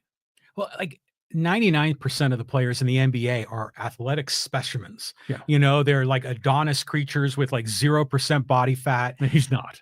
I mean, I can't believe that because, God, I know when I played basketball, the coaches would be making us run sprints and all kinds of things. I mean, I guess JJ Redick doesn't really emphasize that with his program. Well, it's very early in the relationship with Luka, and Luka's hurt. I mean, they put him they're going to start on a minutes cap to try to control him so he's not playing 35 minutes a night because you don't want him to re-injure the calf. But at the end of the day, there's got to be better conditioning here. He's got to be more committed to do some other things at the other end of the floor. Because if you don't have guys in the paint, they don't have any defenders in the paint. And now if your big guy isn't playing defense out on the edge, then what do you got? You got a real problem, I think. Yeah, and they have a tough stretch here with those 15 games against those big teams. Yeah, they got some really tough games to play. Okay, D, good to have you on board. Okay, let's go here. Another first-timer. This is from Necron99. The Dodgers also have a legacy policy for players. So guys like Chris Taylor, Rojas, and Barnes still have jobs while getting their 10th year retirement. This is just one more reason why guys sign. I think I don't know if legacy is a correct term. I think it's guys adjust to the roles that they ask them without complaint. Chris Taylor plays 7 positions or will be willing to play 7 positions, including catch if they have to. And those guys have some intangible value to your organization. And as long as they're productive, then they'll stay here. If they're not productive, then probably they'll be gone. But, Kiki Hernandez is the cheap man's version of Mr. October because he plays so well and so valuable in postseason player. And so is Chris Taylor, et cetera. So you find these unique guys, and that's why they stay with these organizations and hang on. And they also probably stay at a much lower price. They're willing to take a discount because they have a home that they really like and really find. I am sure Justin Turner would still be a Dodger, except that Justin Turner still wanted a big payday, and so he went some other places where he could still contribute. But Justin Turner is kind of cut from the cloth, as Necron would say, a legacy player. It's just an interesting idea that I never really thought of. Is it part of the strategy to have these guys on your roster to be a signal to free agents to sign? Now, I'll say this: is Chris Taylor has historically killed the Padres. Yep. I mean, and so was Turner, the AM/PM guy. So those players have been so detrimental. But Barnes, by the way, he rarely ever gets to play.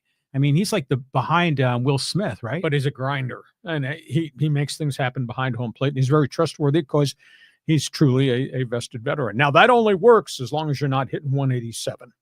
If these guys hit 187, they probably won't be re-signed. They'll go find somebody else that can hit better. But there's just chemistry that kind of comes into the course of the conversation with the bench players. The bench players, yeah. Okay, carry on. Let's go here to Kier, talk a little hockey. He says Nordic is the Scandinavian countries plus Finland. 4 nations works because people are playing for their nation. I think Team Nordic and Team Europe wouldn't bring passion. Oh, I totally disagree with you. I think if you molded all these stars together, playing under a flag, Team Europe flag, which would mean a lot to these guys going back home, it'd mean the world to Ovechkin if they could raise the 4 Nations Cup on behalf of his country. I just don't think it's not like the Olympics.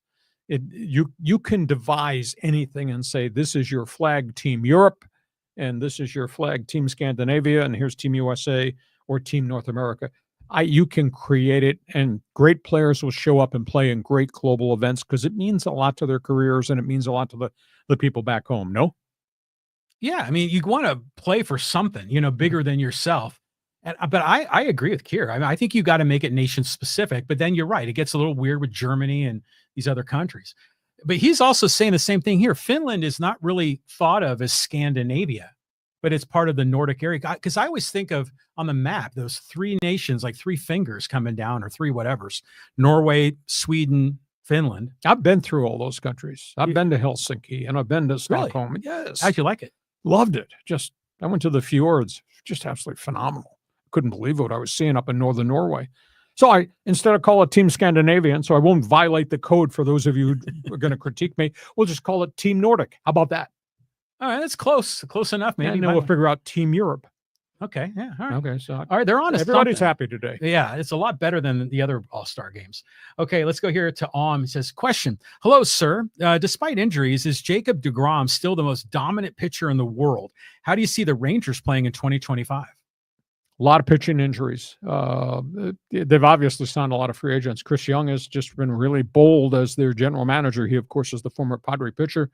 The only words I can use to describe deGrom is show me. He's going to have to show that there won't be any more setbacks. He was a great pitcher. My goodness. I mean, at one point, the Mets had all these bright young arms, and virtually all of them got hurt at one point or another, and have all scattered to the wind. Some are hanging on. Some have just never ever gotten back. But, they say all this offseason work, and deGrom has thrown a lot, but you just never know. You never know on rotator cuffs. You never know on the ligament transplant surgery. Can he come back and be the same dominant pitcher? Because he was electric when he was with the New York Mets, and just got hurt and then got hurt again. So only time will tell. See me on June 1st, and we'll have a couple of months into the season to evaluate whether deGrom is vintage deGrom. I remember when he was on the Mets. Thor was on that team with him. What's his name again? Noah Syndergaard. And he has never come back. I mean, he's tried. He's been with 4 or 5 clubs. He was the other name I was trying to pull off from the back of my memory bank. Yeah, Syndergaard and deGrom were that was supposed to be the future, and they could all throw the hell out of the ball, and they The two of them, I think there was a third one there. They all got hurt. Well, Chris Bassett was there later. Yeah, you're right. There Mhm. was a third pitcher there, but DeGrom used to have the long hair like Sure. Noah, and now he's got short hair. That probably works better in Dallas. Only time tells. It's the tragic part of Major League Baseball that you can have a superstar. And I thought Syndergaard was just on board to become great, and then he just had setback after setback. And last I checked, honestly, Syndergaard's been with 4 or 5 teams trying to find the magic again, and it just at this point it's not happened. He's not on anybody's roster. I don't think he's in anybody's camp either at this point in time. Wow. If you're not signed now, there's probably physical reasons why you're not signed. Okay. You want to go do a little social media? Oh, We're already at 2 hours. Do you think we should? Go ahead. Okay, we'll just do a few. How's that? All right. All right, let's go down here the list and we'll talk about Pivetta. Padres signing Pivetta. And you were saying how he's going to be a solid number 4. And according here to Saint City Ace, no, he doesn't. Pivetta isn't going to get you to the playoffs. Stop it, Lee. Ace, as the number 4 guy in that rotation, yes, he is. He'll give you quality starts. This guy's numbers in Boston can't be configured to what he might be potential-wise in San Diego, only because they asked him to be their number 1 guy on a team that had almost all kids in their batting order. And they staggered through the first half of last season. I remember reading columns in the Boston Globe last season where they were saying, fire everybody. Well, that team got progressively better and better as the season wore on. And by the time they got to the end of the season, they had 4 or 5 of the kids that were playing well. And they got 3 or 4 more that are about to arrive. So Pivetta's numbers are kind of skewed just because they had so many young guys who weren't scoring runs, and he was trying to carry it by himself, and all the young guys behind him in the rotation got hurt. As a number 4 guy, Ace, he's really good. Is he a number 1? No. He's not Darvish and he's not Cease, but as my number 4, I give him the ball every 4th day, and I think he'll give you a lot of decent starts and quality innings. That's all I can say. June 1st, you can come back to me and say you're full of crap. On June 1st, I'll ask you just to pay the fine that you're going to probably owe me and John, because I was probably correct. But let's give him a little space and just see. As my number 4, I think that's a pretty good number 4. Well, yeah, I mean, we have your heart set on Roki Sasaki or Shohei Ohtani. Sure. These great top-of-the-line pitchers, and you have to settle for Nick Pivetta. You're not really sure. For Padre fans, we're trying to learn about him. But I agree with you. I think he's a solid number 4. I mean, if you get that pitcher and you've got 3 guys, Darvish, who is it? Darvish, Cease, and King. Yeah, they're all better than Pivetta, and he slots right there. I'd love for Waldron to win the number 5 spot. I love the knuckleball. Wouldn't that be great? Well, if he can master it and they don't catch up to him, and I firmly believe that's what happened. I mean, he pitched more innings last year as a starter on the first. They would not have been in any type of pennant race had it not been for Matt Waldron rotation. Yeah. And then he kind of got fatigued because there was an innings limit that he exceeded. And then they figured out breaking pitches, fastball versus the knuckler, and he got away from the knuckler. I think he's going to come back and throw that thing. You ever try to catch a knuckleball? If you don't catch it, it's going to hit you in the face and break your nose. But even like with playing catch as a kid, I remember we used to experiment with it, and every once in a while you'd get it just right, and the ball would definitely dance. Mesmerize you. Freak you out. Yeah. You're like, you're not sure how to catch it. Yeah. The funniest story, I was at spring training in Vero Beach, and the Dodgers had a really good young catcher. He played for a couple good years here, and he went to the Mets, Paul LaDuca. Oh, yeah. And he was catching, I think it might have been Tom Candiotti right at the end of Candiotti's career, and Candiotti lived in the knuckleball area code. Mm-hmm. And I said, I remember walking down the first baseline towards the clubhouse with him one day, and we were just talking about catching that. And I said, is it hard to catch? He said, hell no. I said, what do you mean, hell no? He says, I just run to the backstop and pick it up after it stops rolling. I remember as a kid. Now, again, I've seen a few more fastballs and curveballs than you. Do you remember the pitcher Hoyt Wilhelm? Oh, that goes way back. That's White Sox, right? He, at the end of his career, very successful with the Go-Go Sox of 1959. Yeah. Prior to that, Orioles, Indians, knuckleball pitcher, whole lifetime knuckleball pitcher. He goes back into the 50s. Anyhow, great pitching coach, manager in Baltimore, a guy by the name of Paul Richards, very successful manager. He's trying to figure out how to develop a catcher to catch Wilhelm's knuckleball. Wilhelm was a closer forever, and Baltimore made him a starting pitcher. And Baltimore wasn't real good at that point.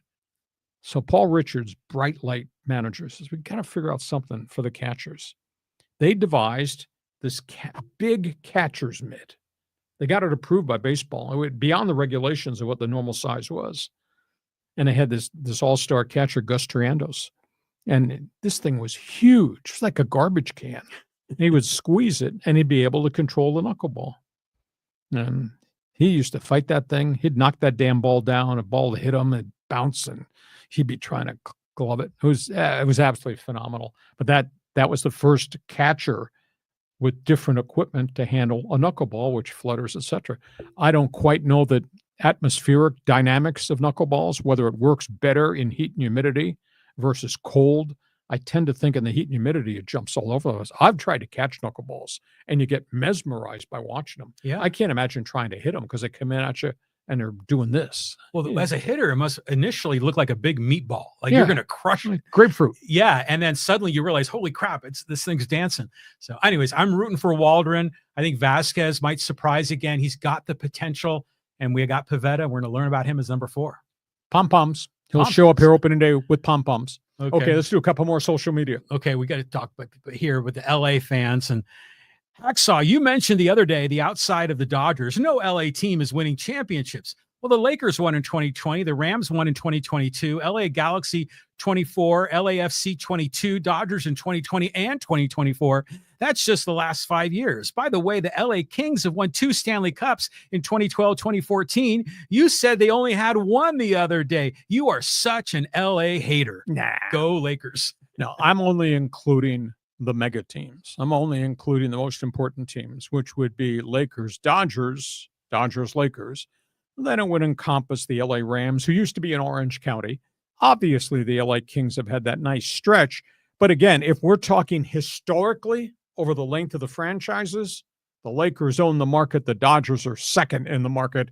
And anybody else that's gotten there, good for you. If you got there one time, etc. I don't incorporate the Galaxy or LAFC, etc., because it's a different sport that's held in a different radar, different attention span. I mean, the big sports are the big sports per se. Not to be detrimental towards the other guys who've won other things. SC has won national championships. UCLA has won all that. But we're talking the marquee sports, which is the NFL and has been Major League Baseball and the NBA. And the Dodgers and the Lakers own it. I'm not a hater. No. I'm just I'm devising my response based on these parameters, not everybody. You know, some people think you're a secret LA Dodger lover, and then people call you haters. But if you're going to include kind of that second and third tier of pro sports, and you hate to refer to them that way because these guys are athletes and they're, got a career.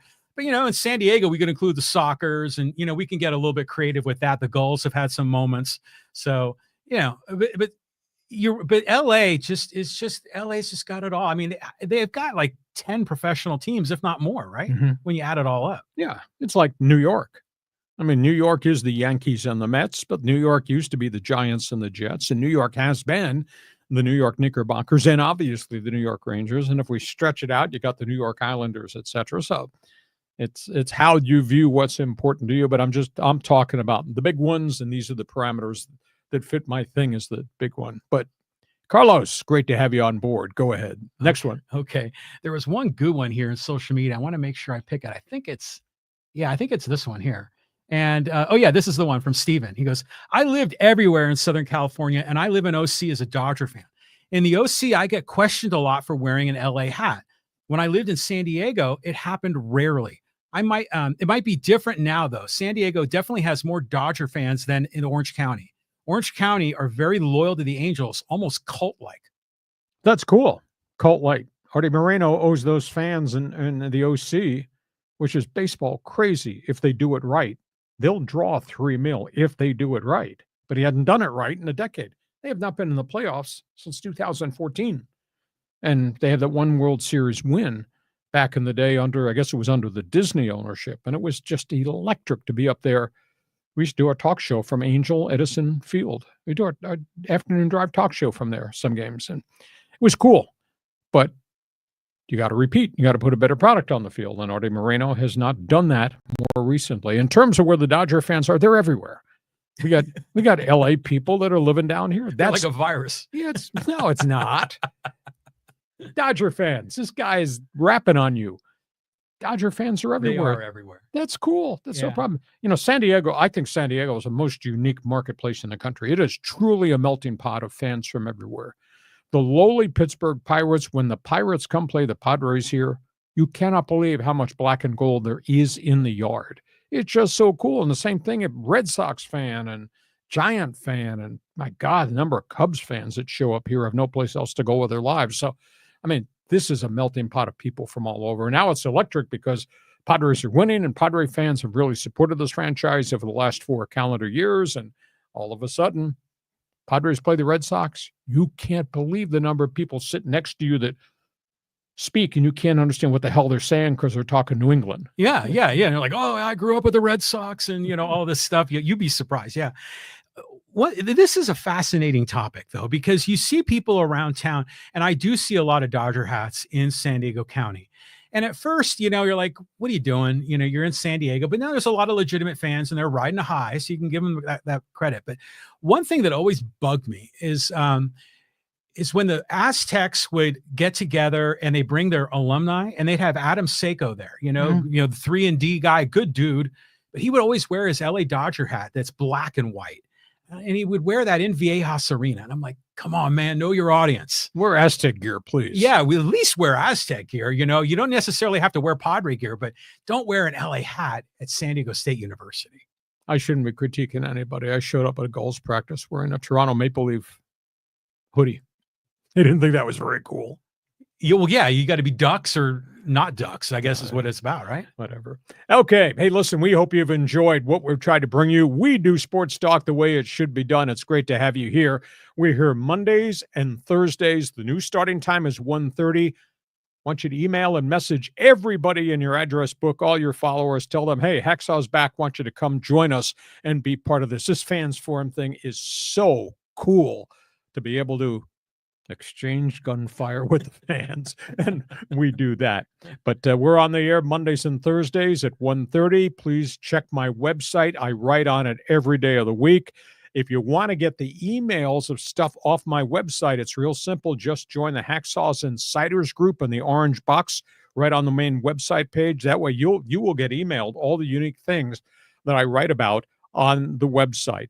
And, of course, want you to tell everybody, share, subscribe to the YouTube channel. Then you get the instant alerts every time we put something up there. It's going to be great. This podcast brought to you by Dixieline Lumber and Home Centers, 9 locations to serve you in San Diego.